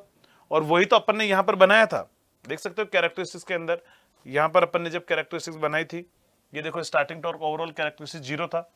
तो ये अपने पास में कैरेक्टरिस्टिक्स होगी। देखो ये किसकी है, ये ध्यान रखना है सिंगल फेज की कैरेक्टरिस्टिक्स डॉटेड में बनाई है। और ये किसके लिए, ये टू फेज इंडक्शन मोटर के लिए, टू फेज के लिए। तो देखो ड्यूरिंग स्टार्टिंग में तो एक्चुअली हो क्या रहा है कि मेरी मोटर जो है वो as a two phase induction motor की तरह काम कर रही है। मतलब ड्यूरिंग स्टार्टिंग के अंदर जो है अगर आप देखोगे तो वो टू फेज इंडक्शन मोटर की तरह काम कर रही है। इसको थोड़ा इस तरह से बनाओ, ड्यूरिंग स्टार्टिंग में वो टू फेज इंडक्शन मोटर की तरह काम कर रही है। तो देखो आप इस तरह से बना लो, ये जो कैरेक्टरिस्टिक्स है टू फेज की है, ये टू फेज है। और सिंगल फेज की जो कैरेक्टरिस्टिक्स है वो ऐसी है, इस तरह से होती है प्रैक्टिकली कैरेक्टरिस्टिक्स सिंगल फेज की।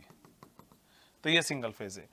तो यहां पर अपने पास में ये तो है सिंगल फेज, सिंगल फेज, और ये है मेरे पास में टू फेज, ये टू फेज। इनकी जो कैरेक्टरिस्टिक्स होगी तो ड्यूरिंग स्टार्टिंग में जो है आपके पास में एज ए टू फेज की तरह काम करेगा। तो यहां पर इनिशियली टू फेज की कैरेक्टरिस्टिक्स को फॉलो करेगा, लेकिन जैसे ही मान लो मैंने यहां पर सेंट्रीफ्यूगल स्विच यहां पर मैंने ओपन कर दिया तो वो फिर क्या करेगा, वो टू सिंगल फेज की कैरेक्टरिस्टिक्स को फॉलो करने लग जाएगा। ऐसी कैरेक्टरिस्टिक्स आएगी। क्या बोला मैंने, ड्यूरिंग स्टार्टिंग में तो एज ए टू फेज की तरह काम कर रहा है और रनिंग कंडीशन पर जाने के बाद में एज ए सिंगल फेज की तरह काम कर रहा है ना। तो ये अपने पास में क्या होगी, टॉर्क स्लिप कैरेक्टरिस्टिक्स होगी किसकी, resistance split phase induction motor की। अब ये बात ये आती है कि resistance split phase induction motor को यूज कहां करते हैं। तो ध्यान रखना इसकी एप्लीकेशन बहुत सारी होती है, बहुत सारे फैन में अपन यूज करते हैं, ठीक है, बहुत सारे फैन में अपन यूज करते हैं। वॉशिंग मशीन के अंदर अपन नॉर्मली अपन यूज करते हैं इसको, कहां पर, वॉशिंग मशीन के अंदर अपन यूज करते हैं। तो सारी एप्लीकेशन जो है ना वो मैं आपको एट लास्ट में लिखा दूंगा सभी की, एक ही साथ में आपकी एप्लीकेशन हो जाएगी, क्योंकि आपको पता है एप्लीकेशन वाला पार्ट आपको पूरा याद करना है। तो अपन सभी एक बार सभी की थ्योरी पढ़ लेते हैं कि वहां से क्या क्या क्वेश्चन पूछे जा सकते हैं, और उसके बाद में अपन क्या काम करेंगे, सभी की अपन एप्लीकेशन देख लेंगे कि एप्लीकेशन क्या क्या होती है। तो एप्लीकेशन जो हमें है पांचों मोटर को एक बार पहले थ्योरी पढ़ाऊंगा और सभी पांचों मोटर की एप्लीकेशन एक साथ में लिखा दूंगा ताकि आपको कंपेयर करने में आपको दिक्कत नहीं आएगी। क्लियर है। तो चलिए अब अपन आते हैं आगे, नेक्स्ट ये हो गया रेजिस्टेंस स्प्लिट फेज। अब अपन बात करते हैं दूसरा जो होगा वो होगा आपके पास में capacitor start induction motor. Second क्या होगा, capacitor start induction motor, capacitor start induction motor. और देखो कैपेसिटर स्टार्ट इंडक्शन मोटर की अगर मैं बात करूं तो कैपेसिटर स्टार्ट इंडक्शन मोटर में होगा क्या, तो कैपेसिटर स्टार्ट इंडक्शन मोटर जो है उसके अंदर अगर अपन बात करें तो समझना, कैपेसिटर स्टार्ट इंडक्शन मोटर के अंदर यहां पर अपन क्या करते हैं, जैसे ये मेरे पास में क्या है, ये मेरी सिंगल फेज इंडक्शन मोटर है, ये मेरी सिंगल फेज इंडक्शन मोटर है, और यहां पर क्या है, सेंट्रीफ्यूगल स्विच है, और ये अपने पास में क्या है, ऑक्सिलरी वाइंडिंग है, ये ऑक्सिलरी वाइंडिंग है, ऑक्सिलरी वाइंडिंग है।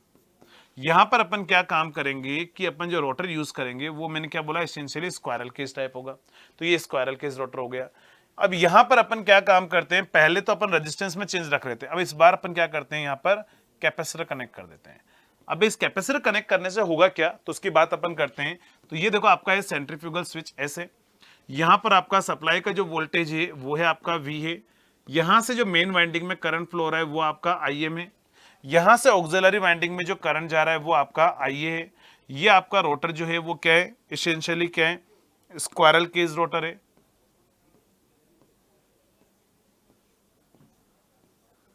एसेंशियली स्क्वायरल केज रोटर है। चलिए समझना, अब ये आपके पास में कैपेसिटर कनेक्ट कर दिया। अब आप बोलोगे सर कैपेसिटर कनेक्ट करने से होगा क्या, तो कैपेसिटर ध्यान रखना अपन ऑक्सिलरी वाइंडिंग के अपन कहां कनेक्ट करते हैं, सीरीज में कनेक्ट करते हैं, मेन वाइंडिंग में कनेक्ट नहीं करते हैं। ठीक है। आपका जो फैन में जो कैपेसिटर होता है ना, वो भी ऑक्सिलरी वाइंडिंग की सीरीज में रहता है, तो ये ऑक्सिलरी वाइंडिंग, लेकिन वहां पर ऐसा नहीं होता है, वहां पर परमानेंट कैपेसिटर होता है। जो छत वाले पंखे होते हैं ना, सीलिंग फैन, तो छत वाले पंखे में ये नहीं होता है। इसके बाद वाली जो मैं पढ़ाऊंगा परमानेंट कैपेसिटर मोटर अपन यूज करते हैं ना, ये अपने पास में जो है ये कैपेसिटर, इसको अपन ओपन कर देंगे सेंट्रीफ्यूगल स्विच को। परमानेंट कैपेसिटर में क्या होगा, ये सेंट्रीफ्यूगल स्विच नहीं होगा, ये जो कैपेसिटर है वो परमानेंटली कनेक्टेड रहेगा आपके पास में सिस्टम के अंदर।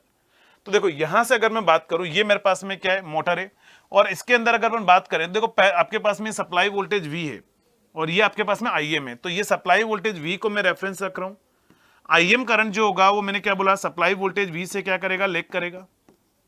अब मैं अगर IA की बात करूं, ऑक्सिलरी वाइंडिंग, तो कैपेसिटर कनेक्ट करने से फायदा क्या होगा, आपको पता है कैपेसिटर में करंट 90 डिग्री से लीड करता है वोल्टेज से। तो एक्चुअली पहले क्या था, ये जो आपके पास में अगर मान लो कैपेसिटर यूज ना करूं और दोनों का रेजिस्टेंस अगर आपके पास में क्या हो, सेम रहे, तो दोनों करंट सेम फेज में होंगे।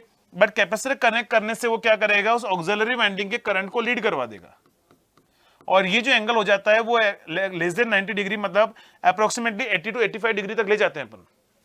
इसका मतलब क्या समझ में आया कि यहां पर अपन क्या काम कर रहे हैं, कैपेसिटर क्यों कनेक्ट कर रहे हैं। कैपेसिटर कनेक्ट करने का मेन रीजन क्या है, तो अपन स्टार्टिंग टॉर्क बढ़ाना। स्टार्टिंग टॉर्क तो बढ़ा रहा है ना आपके पास में।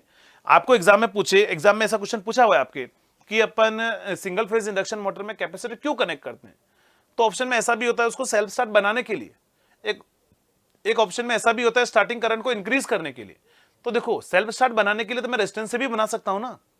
तो कैपेसिटर मैंने यूज करने का रीजन क्या था मेन, देखो कैपेसिटर सेल्फ स्टार्ट बनाने का भी काम करेगा, ऐसा नहीं कि नहीं करेगा, लेकिन जब दोनों ऑप्शन में आ जाते हैं तो मोर करेक्ट आंसर रहेगा आपके पास में स्टार्टिंग करंट को बढ़ाने के लिए, मतलब स्टार्टिंग टॉर्क को बढ़ाने के लिए, ताकि आपकी डिवाइस की रेटिंग बढ़ जाए।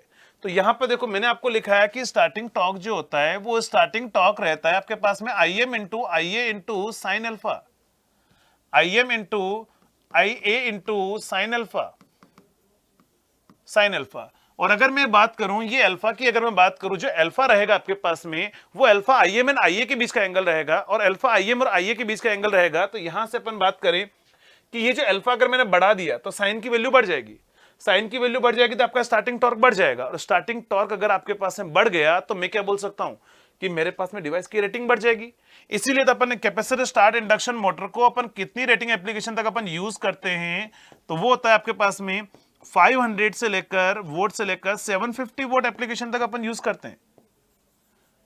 तो इसकी रेटिंग अपन बढ़ा रहे हैं, क्यों, क्योंकि अपने पास आपको पता है धीरे धीरे अपनी डिवाइस की जो रेटिंग बढ़ेगी तो मुझे क्या करना होगा, उसके लिए हाई स्टार्टिंग टॉर्क देना पड़ेगा, और हाई टॉर्क देना पड़ेगा उसके लिए अपन ने क्या किया, यहां पर रेटिंग अपन ने बढ़ा दी। क्लियर है। तो इसका मतलब क्या होगा, कैपेसिटर स्टार्ट इंडक्शन जो मोटर है उसका स्टार्टिंग टॉर्क बढ़ाने के लिए अपन ने मेनली कैपेसिटर कनेक्ट किया है। अब ये जो कैपेसिटर होगा, जैसे आपके पास में रोटर रोटेट होगा, एप्रोप्रिएट स्पीड पर पहुंचेगा, अपन सेंट्रीफ्यूगल स्विच को ओपन कर देंगे तो ये वाला पार्ट डिस्कनेक्ट हो जाएगा। क्लियर। तो ये इसका पूरा प्रोसेस रहता है। अब आपको एग्जाम में क्वेश्चन पूछा जाता है how we can reverse the direction of rotation of induction motor, है ना। ये भी आपके पास सिंगल फेज इंडक्शन मोटर है, इसकी डायरेक्शन को रिवर्स करना है, कैसे रिवर्स कर सकते हैं। ऑप्शन में ऐसा होता है कि सप्लाई वोल्टेज को चेंज करके, ऐसा बोला जाता है आपको। तो देखो ध्यान रखना, सप्लाई वोल्टेज को अगर आपने चेंज किया तो होगा क्या, ये माइनस और ये प्लस आ गया ना, तो देखो इसमें भी करंट ऐसे जाएगा और इसमें भी करंट ऐसे जाएगा, दोनों करंट नेगेटिव हो जाएंगे। तो मेन वाइंडिंग और ऑक्सिलरी वाइंडिंग का करंट दोनों नेगेटिव हो गया, टॉर्क आपका पॉजिटिव ही रहेगा। पॉजिटिव रहेगा, जिस डायरेक्शन में टॉर्क लग रहा है उसी डायरेक्शन में लगेगा। अगर इसकी आपको डायरेक्शन को रिवर्स करना है, रोटेशन को, तो आप क्या करोगे, या तो मेन वाइंडिंग के टर्मिनल चेंज कर दो, या फिर आप ऑक्सिलरी वाइंडिंग के टर्मिनल चेंज कर लो। किसी एक वाइंडिंग के टर्मिनल अगर आप चेंज करोगे तो टर्मिनल को चेंज करके आप क्या कर सकते हो, आप डायरेक्शन ऑफ रोटेशन को रिवर्स कर सकते हो। तो यहां से अगर मैं क्या बात कर सकता हूं, मैं क्या बोल सकता हूं कि अपन क्या काम कर सकते हैं, by reversing the main winding, either by reversing the main winding terminal और by reversing the auxiliary winding terminal, अपन इनको रिवर्स करके अपन यहां पर डायरेक्शन ऑफ रोटेशन को रिवर्स कर सकते हैं। तो यहां पर एक पॉइंट लिखना, यहां पर एक पॉइंट लिखना कि अपन यहां पर कैसे रिवर्स कर सकते हैं। तो लिख देना how to reverse the direction of rotation of single phase induction motor, how to reverse the direction of rotation of single phase induction motor, किस तरीके से अपन रिवर्स करेंगे। तो लिखना है इसके अंदर, पहला पॉइंट लिखना आपके पास में, either by reversing main winding terminal, either by reversing main winding terminal और by reversing auxiliary winding terminal, either by reversing main winding terminal or by reversing auxiliary winding terminal, we can reverse the direction of rotation of induction motor. We can reverse the direction of rotation of induction motor. मैं even इसकी बात नहीं कर रहा हूं, है ना, capacitor start, resistance split phase में भी यही काम कर सकते हो आप, है ना, इसमें काम कर सकते हो रेजिस्टेंस स्प्लिट फेज में भी। नेक्स्ट दूसरा पॉइंट लिखना, अगर अपन एक और का रेजिस्टेंस स्प्लिट फेज में वो काम नहीं कर सकते जो यहां पर कर सकते हैं। इस कैपेसिटर को यहां से उठाकर अगर मैं मेन वाइंडिंग में लगा दूं, ठीक है, कैपेसिटर को अगर मेन वाइंडिंग में लगा दें तो भी रिवर्स हो जाता है। एक काम करना प्रैक्टिकली, आप अपने घर पर एक काम करना, पंखे जो है ना, पंखे वहां पर दो चार वायर बाहर निकलते हैं, आप 2 वायर में कैपेसिटर कनेक्ट करके रखते हो, एक काम करना, उसको कैपेसिटर को हटाकर दूसरे 2 वायर में कनेक्ट कर देना, फिर स्टार्ट करना, फैन इधर रोटेट हो रहा होगा तो वो अपोजिट में रोटेट होगा। तो ये प्रैक्टिकली भी आप कर सकते हो, कैपेसिटर को आप मेन वाइंडिंग में कनेक्ट करके भी आप रिवर्स कर सकते हो। तो नेक्स्ट पॉइंट लिखना, second point, we can also reverse the direction of rotation, we can also reverse the direction of rotation of single phase induction motor by connecting a capacitor in main winding, in place of auxiliary winding, by connecting a capacitor in main winding in place of auxiliary winding। यानी कि capacitor को अपन क्या कर सकते हैं, अपन main winding में connect करके भी अपन डायरेक्शन ऑफ रोटेशन को रिवर्स करवा सकते हैं, ध्यान रखना, है ना। तो ये आपके पास में 2 प्रोसेस होंगे इसके डायरेक्शन ऑफ रोटेशन को रिवर्स करवाने का, ठीक है। रेजिस्टेंस स्प्लिट फेज में एक ही काम होगा, पहला वाला मेथड, यहां पर 2 तरीके से कर सकते हैं ना। नेक्स्ट थर्ड होगा आपके पास में परमानेंट कैपेसिटर मोटर। अब देखो परमानेंट कैपेसिटर मोटर की अगर मैं बात करूं तो परमानेंट कैपेसिटर मोटर में एक्चुअली होता क्या है, तो परमानेंट कैपेसिटर मोटर में देखो कोई डिफरेंस नहीं है, बस ये कैपेसिटर परमानेंटली कनेक्टेड रह जाएगा। यानी कि परमानेंट कैपेसिटर मोटर जो है, इसकी अगर आप इसकी कैरेक्टरिस्टिक्स की बात करोगे ना, तो कैरेक्टरिस्टिक्स देखो लगभग सभी की ऐसी ही होती है, थोड़ा बहुत ऊपर नीचे चेंज होता है, आपको कभी नहीं पूछेगा जेईएन में कैरेक्टरिस्टिक्स क्या होती है, आपको बस ये पॉइंट पता होना चाहिए जो मैं आपको बता रहा हूँ, ठीक है। रनिंग, ये तो ध्यान रखना, ये स्टार्टिंग के अंदर फेजर है, ये जो फेजर है वो कहां पर है, स्टार्टिंग के अंदर है। रनिंग पर जाने के बाद में अगर मुझे बोल दे क्या होगा, तो रनिंग में तो ये ओपन हो जाएगा, ये करंट 0 हो जाएगा, ये वाला पार्ट हट जाएगा ना रनिंग में। तो रनिंग का फेजर ऐसा बनेगा कि ये वोल्टेज है और ये करंट है आपका only IM current main winding. तो ये होगा आपके पास में कहां पर, रनिंग कंडीशन के अंदर मैं बात कर रहा हूं। रनिंग कंडीशन में ऐसा कुछ होगा, स्टार्टिंग में ऐसा नहीं होगा, स्टार्टिंग का फेजर ये रहेगा, रनिंग का फेजर ये रहेगा आपके पास में, क्लियर है। तो ये होगा आपके पास में कैपेसिटर स्टार्ट इंडक्शन मोटर की आपके पास में थ्योरी रहेगी जो आपको एग्जाम में पूछा जा सकता है। परमानेंट कैपेसिटर मोटर में एक ही डिफरेंस होगा कि ये कैपेसिटर परमानेंटली रहेगा, मतलब ये मोटर आपकी परमानेंटली एज ए 2 फेज की तरह काम करेगी। तो यहां पर नेक्स्ट हेडिंग लिखना, third permanent capacitor motor. Next third होगा permanent capacitor motor, permanent capacitor motor. अगर मैं परमानेंट कैपेसिटर मोटर की मैं बात करूं तो परमानेंट कैपेसिटर मोटर जो है उसमें क्या होगा आपके पास में, जो कैपेसिटर होगा वो परमानेंटली कनेक्टेड रहेगा आपके पास में। तो लिखना इसके अंदर, in this motor the capacitor is permanently remain connected, in this motor the capacitor is permanently remain connected in series with permanently remain connected in series with auxiliary winding, तो यहां पर जो कैपेसिटर होगा वो परमानेंटली रहेगा, मतलब actually आपका diagram कुछ ऐसा होगा। यहां पर ये होगा आपके पास मेन वाइंडिंग, यहां कोई सेंट्रीफ्यूगल स्विच नहीं होगा और कोई सेंट्रीफ्यूगल स्विच नहीं होगा, ये आपके पास में क्या होगा, ऑक्सिलरी वाइंडिंग, और यहां पर आपके पास में क्या होगा, आपका रोटर होगा। इस तरह का स्ट्रक्चर रहेगा किसमें, तो आपके पास में परमानेंट कैपेसिटर इंडक्शन मोटर के अंदर, ठीक है। तो यहां से अपने पास में क्या होगा, इधर आईएम करंट आएगा, आईए आएगा। तो यहां से देखो एक ही क्वेश्चन पूछता है नॉर्मली कि इसके अंदर पूछता है कि आपके पास में कोई यूज कहां करते हैं, तो छत के पंखे है ना, सीलिंग फैन। एप्लीकेशन अपन बाद में भी लिखेंगे, यहां पर इसके लिख देना, यही इसके लिए इंपॉर्टेंट है बस। ओनली सीलिंग फैन के अंदर अपन यूज करते हैं किसको, परमानेंट कैपेसिटर मोटर, जो छत के पंखे होते हैं उसमें यूज करते हैं, क्लियर है।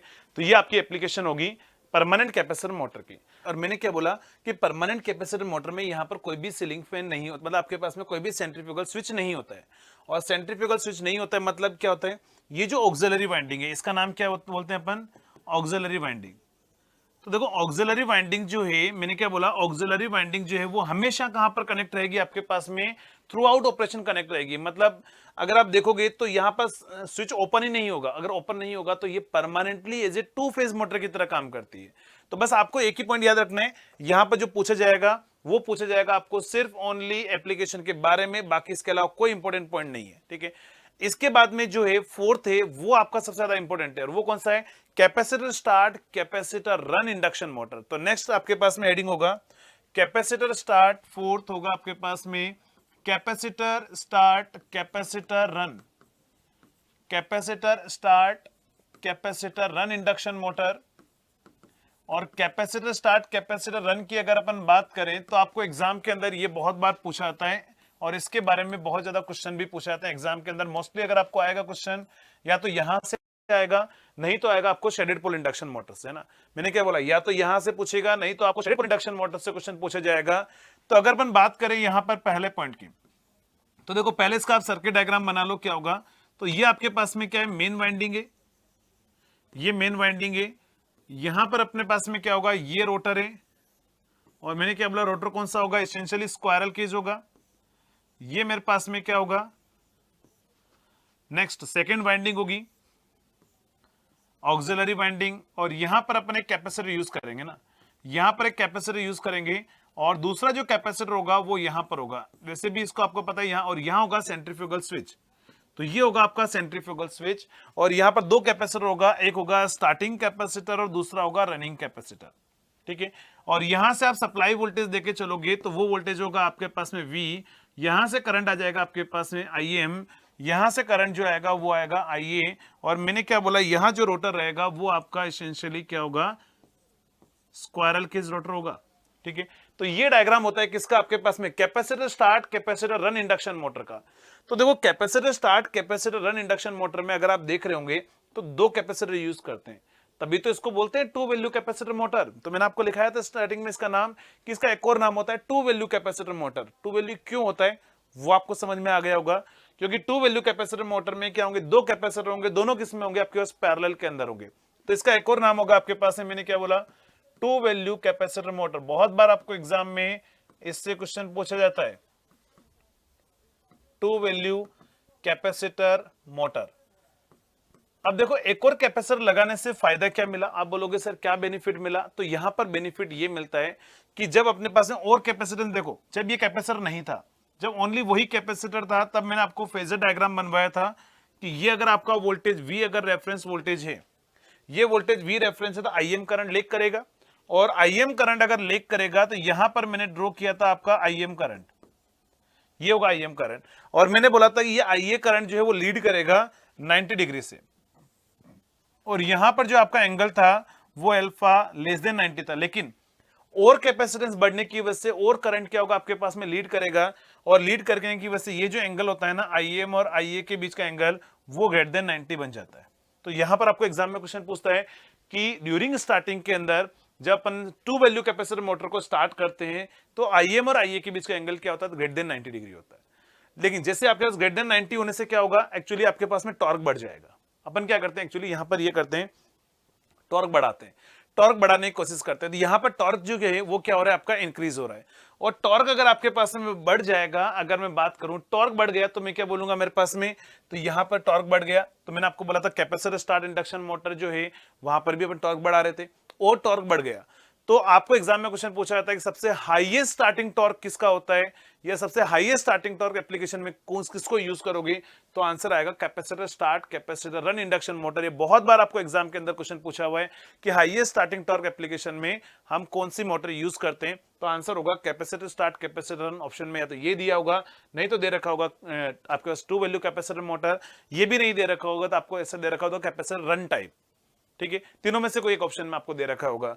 तो ये आपके पास में ध्यान रखना कब है, ये स्टार्टिंग के अंदर है। लेकिन फिर से वही रनिंग कंडीशन पर जाने के बाद में क्या होता है, अपन इस सेंट्रीफ्यूगल स्विच को हटा देते हैं, और इसको हटा देंगे तो क्या होगा आपके पास में अब एक ही कैपेसिटर कनेक्ट रहेगा, और एक ही कैपेसिटर कनेक्ट रहेगा तो रनिंग पर जो फेजर है वो क्या हो जाता है, रनिंग पर जो फेजर है वो आपका रनिंग वाला फेजर कुछ ऐसा हो जाता है। ये वोल्टेज V है, ये आपका IM करंट है, और यहां पर आपके पास में IA करंट है, और इनका जो एंगल है अल्फा वो लेस देन 90 फिर से आ जाता है। तो ये जो फेजर रहेगा, ध्यान रखना, ये रनिंग कंडीशन में रहेगा। ये भी क्वेश्चन आपको पूछे हुए हैं कि स्टार्टिंग में एंगल कितना होता है, रनिंग में कितना होता है। स्टार्टिंग में एंगल होता है ग्रेटर देन 90, रनिंग में एंगल होता है लेस देन 90। ये पॉइंट आपके लिए इंपॉर्टेंट रहेगा।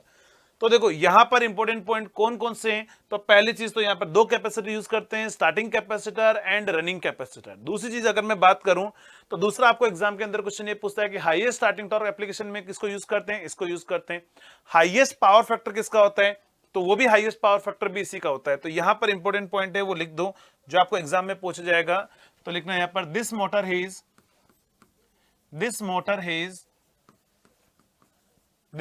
Has highest power factor and highest starting torque, या फिर highest power factor। Next point लिख देना, it is used या it has, ऐसा लिख दो, it has highest starting torque। तो इसका स्टार्टिंग टॉर्क जो है वो सबसे ज्यादा होता है ना, स्टार्टिंग टॉर्क। ये क्वेश्चन भी बहुत बार आपको एग्जाम के अंदर पूछा गया है। और इसकी एप्लीकेशन कहां पर होती है, मैंने बोला एप्लीकेशन वाला पार्ट अपन अलग से लिख देंगे। तो ये आपके पास में क्या होगा, कैपेसिटर रन टाइप आपके पास में मोटर होगी जिसमें से आपको क्वेश्चन पूछा जा सकता है। अब नेक्स्ट इसके बाद में जो है वो कौन सी मोटर होगी, तो वो होगी आपके पास में फिफ्थ होगी शेडेड पोल इंडक्शन मोटर, या फिर इसी को बोलोगे स्प्लिट पोल इंडक्शन मोटर। ठीक है, तो ये शेडेड पोल या स्प्लिट पोल इंडक्शन मोटर होगी। और स्प्लिट पोल में अगर अपन बात करें यहां पर, तो देखो स्प्लिट पोल क्यों बोला, इसको जो अपन यूज करते हैं ना, ये भी क्वेश्चन पूछा जाता है कि सबसे लोएस्ट स्टार्टिंग टॉर्क के लिए कौन सी मोटर यूज करते हैं, तो वो आंसर होता है शेडेड पोल। ठीक है, तो स्प्लिट पोल का मतलब क्या है पहले ये समझ लो। ये आपके पास में मान लो ये आपका मोटर का पोल है नॉर्थ पोल, ये है आपके पास में साउथ पोल। तो यहां से अपन क्या करते हैं, इसमें ये जो पोल होता है इसको दो पार्ट में यहां पर अपन स्प्लिट कर देते हैं। यहां पर अपन इस तरीके से यहां पर क्या करते हैं, स्प्लिट कर देते हैं। और स्प्लिट करने के बाद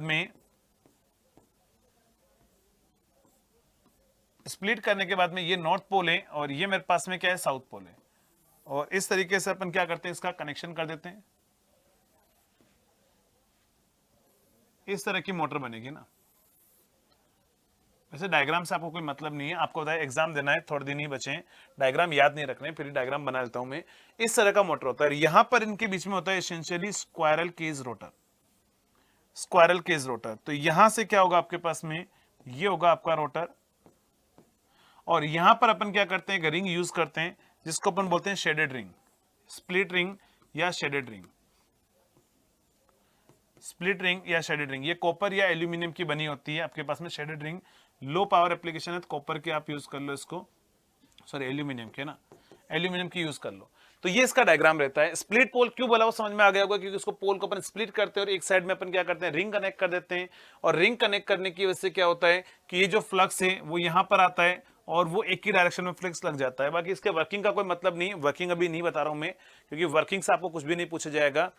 आपको मेन इंपोर्टेंट पॉइंट यहां पर क्या क्या याद रखने हैं, तो सबसे पहला इंपोर्टेंट पॉइंट याद रखना है कि इस मोटर का सबसे लोएस्ट स्टार्टिंग टॉर्क होता है। दूसरी चीज, इस मोटर में स्पीड रिवर्सल पॉसिबल नहीं हो पाता है। तो इंपोर्टेंट पॉइंट पर आपको फोकस करना है। पहला पॉइंट जो होगा, इन दिस मोटर, यहां पर लिख दो it has lowest starting torque, लिखना it has lowest starting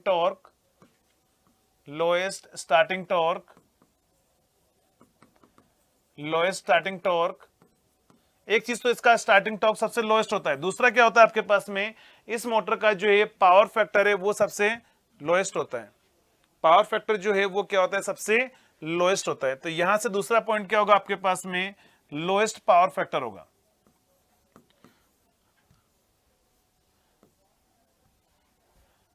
lowest power factor होगा।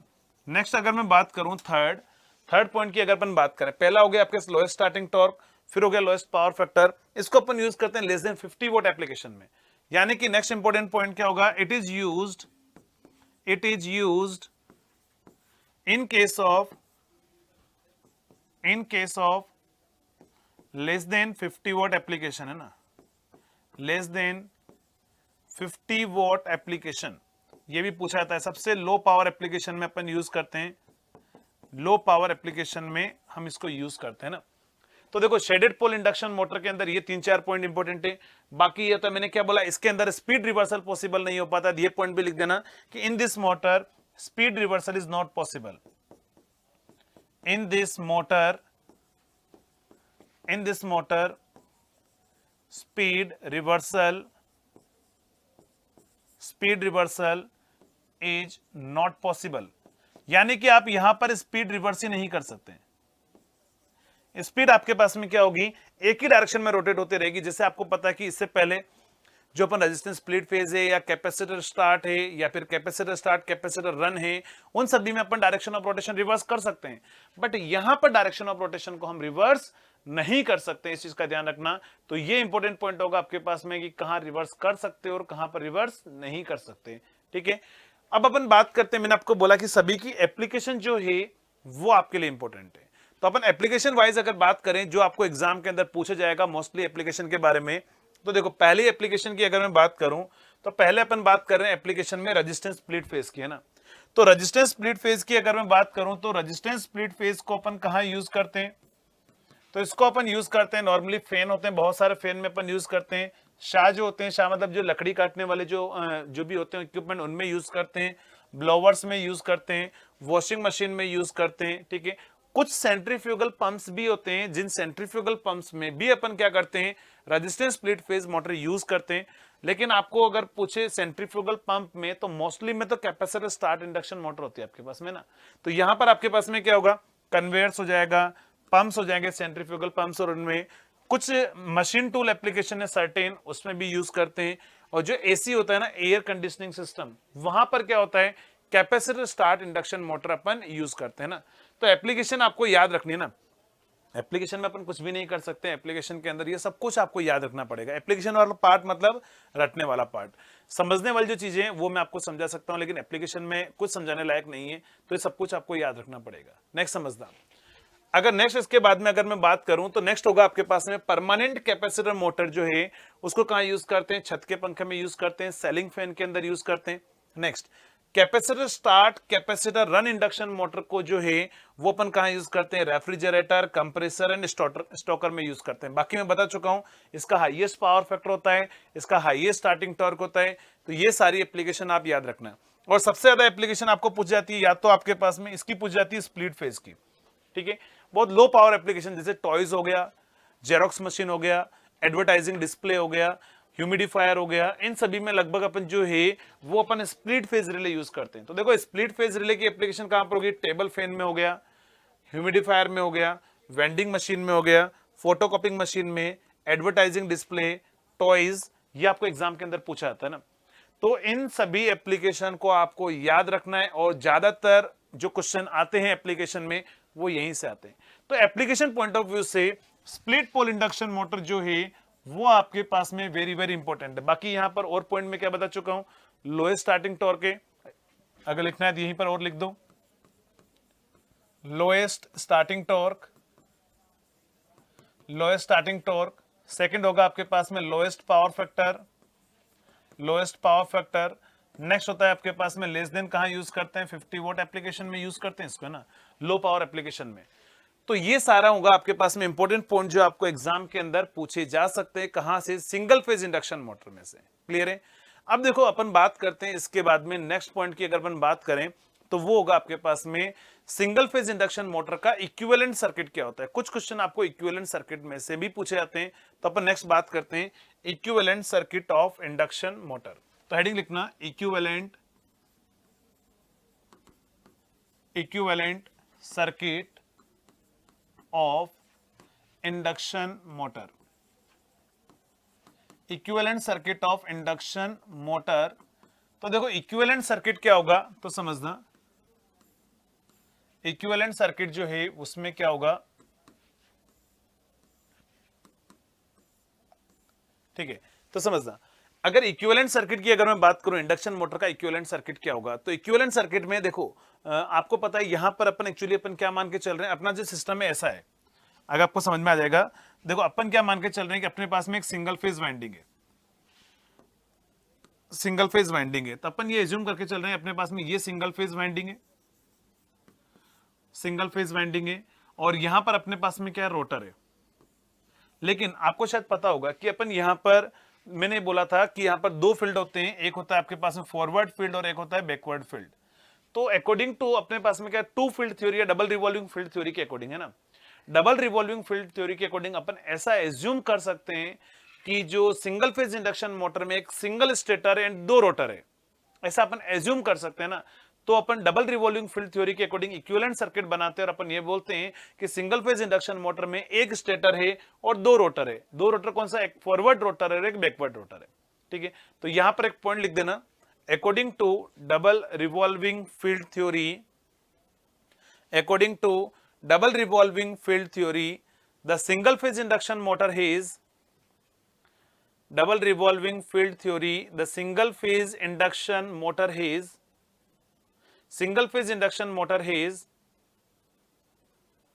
one stator and two rotor, और ब्रैकेट में लिख देना टू रोटर के, forward rotor and backward rotor.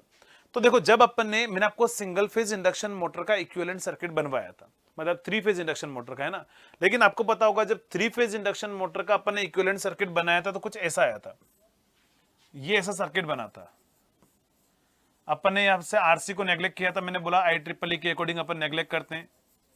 तो ये अपने पास में क्या होगा, इस तरीके से आपने एक्सप्लेन किया था, है ना। ये यहाँ का वोल्टेज अपन ने V दिया था, ये रेजिस्टेंस R1 था, ये रेजिस्टेंस क्या होता आपके पास में JX1 था, ये था आपके पास में JXM था, ये था आपके पास में R2 डैश था, ठीक है, ये था आपके पास में JX2 डैश था।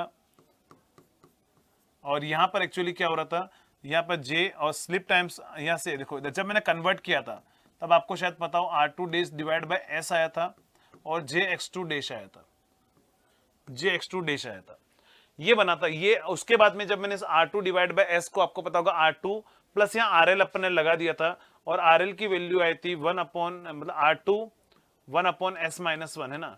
तो उसको कन्वर्ट करके अपन ने R2 डैश की जगह अपन ने R2 और यहाँ लिख दिया था RL। तो बट मैं ये वाला डायग्राम यूज कर रहा हूँ, है ना, ये वाला डायग्राम यूज कर रहा हूँ। एक्चुअली ये थ्री फेज इंडक्शन मोटर का पर फेज इक्विवेलेंट सर्किट है। ये क्या था आपके पास में, ये था आपके पास में पर फेज इक्विवेलेंट सर्किट ऑफ, पर phase equivalent circuit of three phase induction motor. Three phase induction motor का पर फेज इक्विवेलेंट सर्किट होगा ना। तो ये आपका पर फेज इक्विवेलेंट सर्किट था थ्री फेज इंडक्शन मोटर का। अगर आपको यहां पर एक्चुअली क्या करना है, इधर देखो ये भी पर फेज है, सुनना, ये भी पर फेज है और इधर भी तो सिंगल फेज मोटर ही है। तो देखो ये स्टेटर है, तो मैं बोल दूं ये तो सिंगल फेज मोटर का स्टेटर है, बट रोटर में दिक्कत आ रही है कि यहाँ पर दो रोटर मानने हैं, एक फॉरवर्ड रोटर और एक बैकवर्ड रोटर। तो उसके लिए अपन क्या करते हैं कि इसी सर्किट के रोटर वाले पार्ट को अपन स्प्लिट कर देते हैं।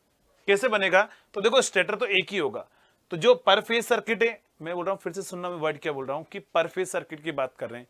तो सिंगल फेज इंडक्शन मोटर का सर्किट बनाना है, तो ये भी तो सिंगल फेज का ही है ना, ये भी सिंगल फेज का ही है। और सिंगल फेज में अपन बोल रहे हैं एक स्टेटर है, तो ये सिंगल फेज का स्टेटर हो गया, बट रोटर दो है, तो यहां पर एक रोटर है तो उसको स्प्लिट करके दो रोटर में लेके आएंगे। तो कैसे लाएंगे, तो समझना, यहां पर अपन क्या काम करते हैं कि अकॉर्डिंग टू डबल रिवॉल्विंग या डबल रिवॉल्विंग फील्ड थ्योरी को फॉलो करवाने के लिए अपन यहां पर क्या करते हैं, ये तो स्टेटर होता है, ये रेजिस्टेंस R1 होगा, ये X1 होगा। रोटर वाले पार्ट को अपन दो पार्ट में स्प्लिट कर देंगे, जो रेजिस्टेंस और रिएक्टेंस थे ना उसको अपन ने दो पार्ट में स्प्लिट कर दिया। तो जो XM था वो उसको JXM/2, और यहां पर दूसरा क्या हो जाएगा JXM/2 में अपन ने डिवाइड कर दिया।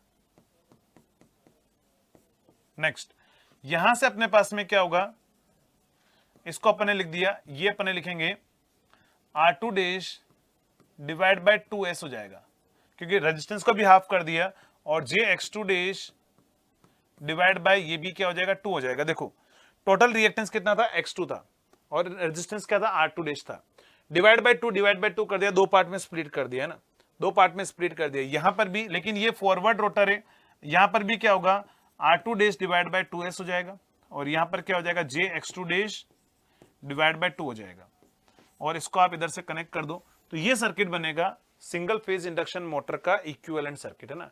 ये क्या है, सिंगल फेज इंडक्शन मोटर का इक्विवेलेंट सर्किट है। अगर मैं बात कर रहा हूं कि ये फॉरवर्ड रोटर है, फॉरवर्ड रोटर है, और ये मेरे पास में क्या है, बैकवर्ड रोटर है। ये क्या होगा, बैकवर्ड रोटर है। तो फॉरवर्ड रोटर और बैकवर्ड रोटर है, तो जब ये फॉरवर्ड रोटर है तो स्लिप फॉरवर्ड स्लिप होगी, बैकवर्ड रोटर है तो स्लिप क्या होगी, बैकवर्ड स्लिप होगी।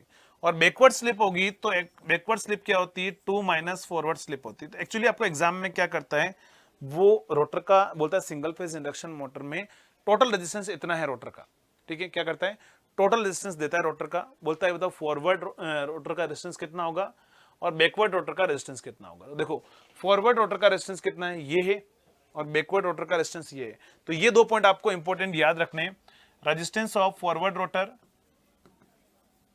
रेजिस्टेंस ऑफ फॉरवर्ड रोटर,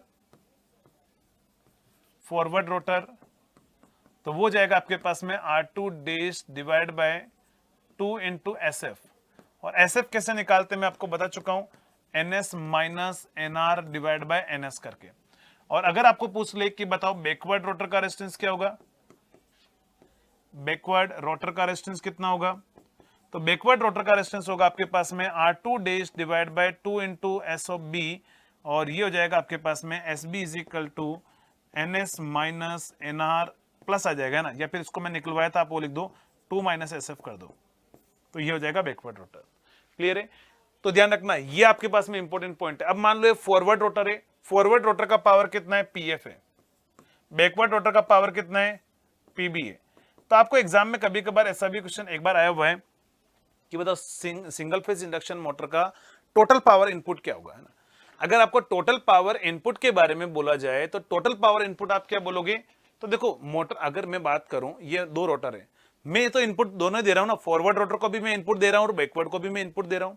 तो टोटल पावर इनपुट क्या हुआ, फॉरवर्ड रोटर को जितना पावर दिया गया प्लस बैकवर्ड रोटर को पावर दिया गया। तो आप उसको लिख सकते हो कि आपके पास में जो होगा टोटल इनपुट इक्वल टू क्या हो जाएगा, forward power plus backward power.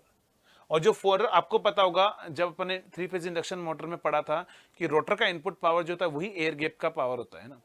तो यहां पर PFG कर सकते हो और PBG कर सकते हो, ये होगा total power input to rotor.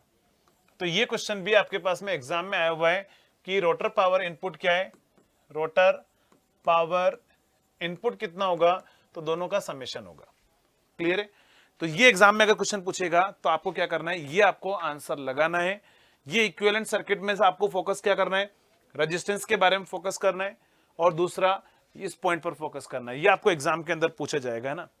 तो इन पॉइंट पर फोकस करना है आपको, ये सारे पॉइंट आपको सिंगल फेज इंडक्शन मोटर से एग्जाम के अंदर पूछे जाने की चांसेस है, और बहुत ज्यादा चांसेस है आपको एग्जाम में यहीं से क्वेश्चन पूछा जाएगा। अब देखो मैंने आपको एक पॉइंट बोला था कि 3 फेज इंडक्शन मोटर में मैंने आपको बोला था कि अगर रोटर रेजिस्टेंस को चेंज करें तो मैक्सिमम टॉर्क आपका चेंज नहीं होता है, मैक्सिमम टॉर्क आपका कांस्टेंट रहता है। लेकिन यहां पर ऐसा कोई कॉन्सेप्ट नहीं है ना। यहां पर सिंगल फेज इंडक्शन मोटर में अगर अपना रोटर रेजिस्टेंस चेंज होता है तो आपके पास में मैक्सिमम टॉर्क भी चेंज होता है। क्यों, क्योंकि एक्चुअली यहां पर क्या है, 2 टॉर्क है। देखो जब रोटर रेजिस्टेंस चेंज होगा ना तो फॉरवर्ड का चेंज होगा तो बैकवर्ड का बढ़ेगा, मतलब मान लो फॉरवर्ड टॉर्क बढ़ रहा होगा बैकवर्ड टॉर्क कम हो रहा होगा, या फॉरवर्ड टॉर्क कम हो रहा होगा बैकवर्ड टॉर्क बढ़ रहा होगा। यानी यहां पर एक्चुअली रोटर रेजिस्टेंस चेंज करने के साथ साथ में मैक्सिमम टॉर्क भी चेंज होता है। तो ये पॉइंट लिख देना, in case of single phase induction motor, in case of single phase induction motor, single phase induction motor, if we change the rotor resistance, if we change the rotor resistance, if we change the rotor resistance, then the maximum torque, then the maximum torque will also changes, then the maximum torque will also changes, maximum torque will also changes. But in case of 3 phase induction motor, but in case of 3 phase induction motor, 3 phase induction motor, if the rotor resistance increases, if the rotor resistance increases, if the rotor resistance increases, then the maximum torque will remain constant, then the maximum torque will remain constant, तो यानी मैंने क्या बोला, अगर आपका rotor resistance बढ़ता है तो मैक्सिमम टॉर्क थ्री फेज में तो सेम रहता है, लेकिन यहां पर थ्री फेज के अंदर चेंज होता है। तो एक्चुअली यहां पर ऐसा कोई कॉन्सेप्ट नहीं आता है, जो मैक्सिमम टॉर्क वाला कांस्टेंट जो रहने वाला है वो थ्री फेज में ही चलता है। ठीक है, तो देखो यहां पर आपको क्या क्या फोकस करना है सिंगल फेज इंडक्शन मोटर में। अगर आप इतना पढ़ लोगे ना तो ये आपके लिए मोर देन इनफ है, इतने सारे, क्योंकि पूरा थ्योरेटिकल पॉइंट है, सब कुछ आपको याद करने पड़ेंगे। तो ये जो है मैं आपको फिर से बताता हूँ कहाँ कहाँ पर आपको फोकस करना है। पहला तो ये सेल्फ स्टार्टेड है कि नहीं है। दूसरा, आपके पास आपको हाँ एक क्वेश्चन ये भी पूछा जाता है कि आपकी three phase induction motor work कर रही है और अगर मान लो one of the fuse blown off हो जाए, ब्लोन ऑफ का मतलब है डैमेज हो जाए, तो क्या होगा, वो स्टॉप हो जाएगी, रन करेगी, या क्या होगा। तो सुनना, अगर आपको ऐसा क्वेश्चन पूछा जाए कि three phase induction motor work कर रही है और अगर आपके पास में, चलो यही लिख देते हैं अपन इसको, आपसे बोला जाएगा if A three phase induction motor is working and if suddenly one of the fuse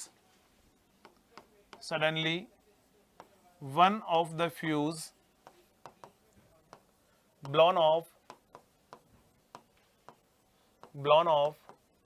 then क्या होगा। तो सुनना, वो स्टॉप नहीं होगी, वो कंटिन्यू रन करेगी, लेकिन with reduce speed and increase current. क्यों?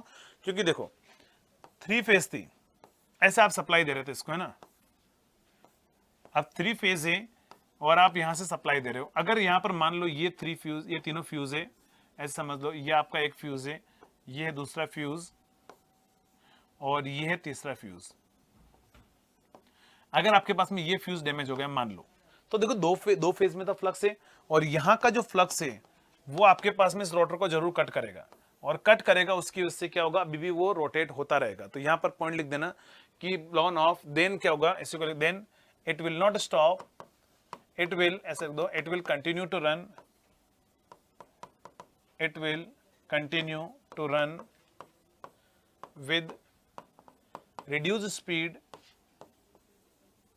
reduced speed and increased current। तो ये पॉइंट भी आपके पास में इंपॉर्टेंट है। तो देखो जितने पॉइंट मैंने आपको बताया ना, आपको बस उन्हीं पॉइंटों पर फोकस करना है। अगर इतना थ्योरेटिकल पॉइंट आपको आता है ना, तो मैं बोल रहा हूं कि आपके पास में जो है सारे क्वेश्चन आपके बन जाएंगे एग्जाम के। बस इन्हीं पॉइंटों पर फोकस करना, और यही क्वेश्चन लगभग रिपीट होते रहते हैं आपके एसएससी जेईई के अंदर। तो ये आपके पास में क्या था, तो यहां तक आपका सिंगल फेज इंडक्शन मोटर जो है वो कंप्लीट है। और नेक्स्ट क्लास के अंदर जो अपन स्टार्ट करेंगे, वो नेक्स्ट क्लास के अंदर रहेगा आपके पास में सिंक्रोनस मोटर अपन स्टार्ट करने जा रहे हैं। तो आपको पता है जिस टाइम का आपको वेट होता है, तो वो टाइम आ चुका है, सिंक्रोनस मोटर, है ना। तो ये टॉपिक आपके लिए इंपॉर्टेंट रहेगा, वेरी वेरी इंपॉर्टेंट, और जिससे डर लगता है सिंक्रोनस मोटर से, तो उसको मैं आप सभी लोगों के लिए बहुत इजी बनाने वाला हूं, है ना। तो आप अपने फ्रेंड्स और बाकी सभी लोगों को बता देना कि नेक्स्ट क्लास में जो स्टार्ट हो रहा है वो आपका सिंक्रोनस मोटर स्टार्ट हो रहा है। ठीक है, तो चलिए मिलते हैं गाइस नेक्स्ट क्लास के अंदर। Okay, thank you so much.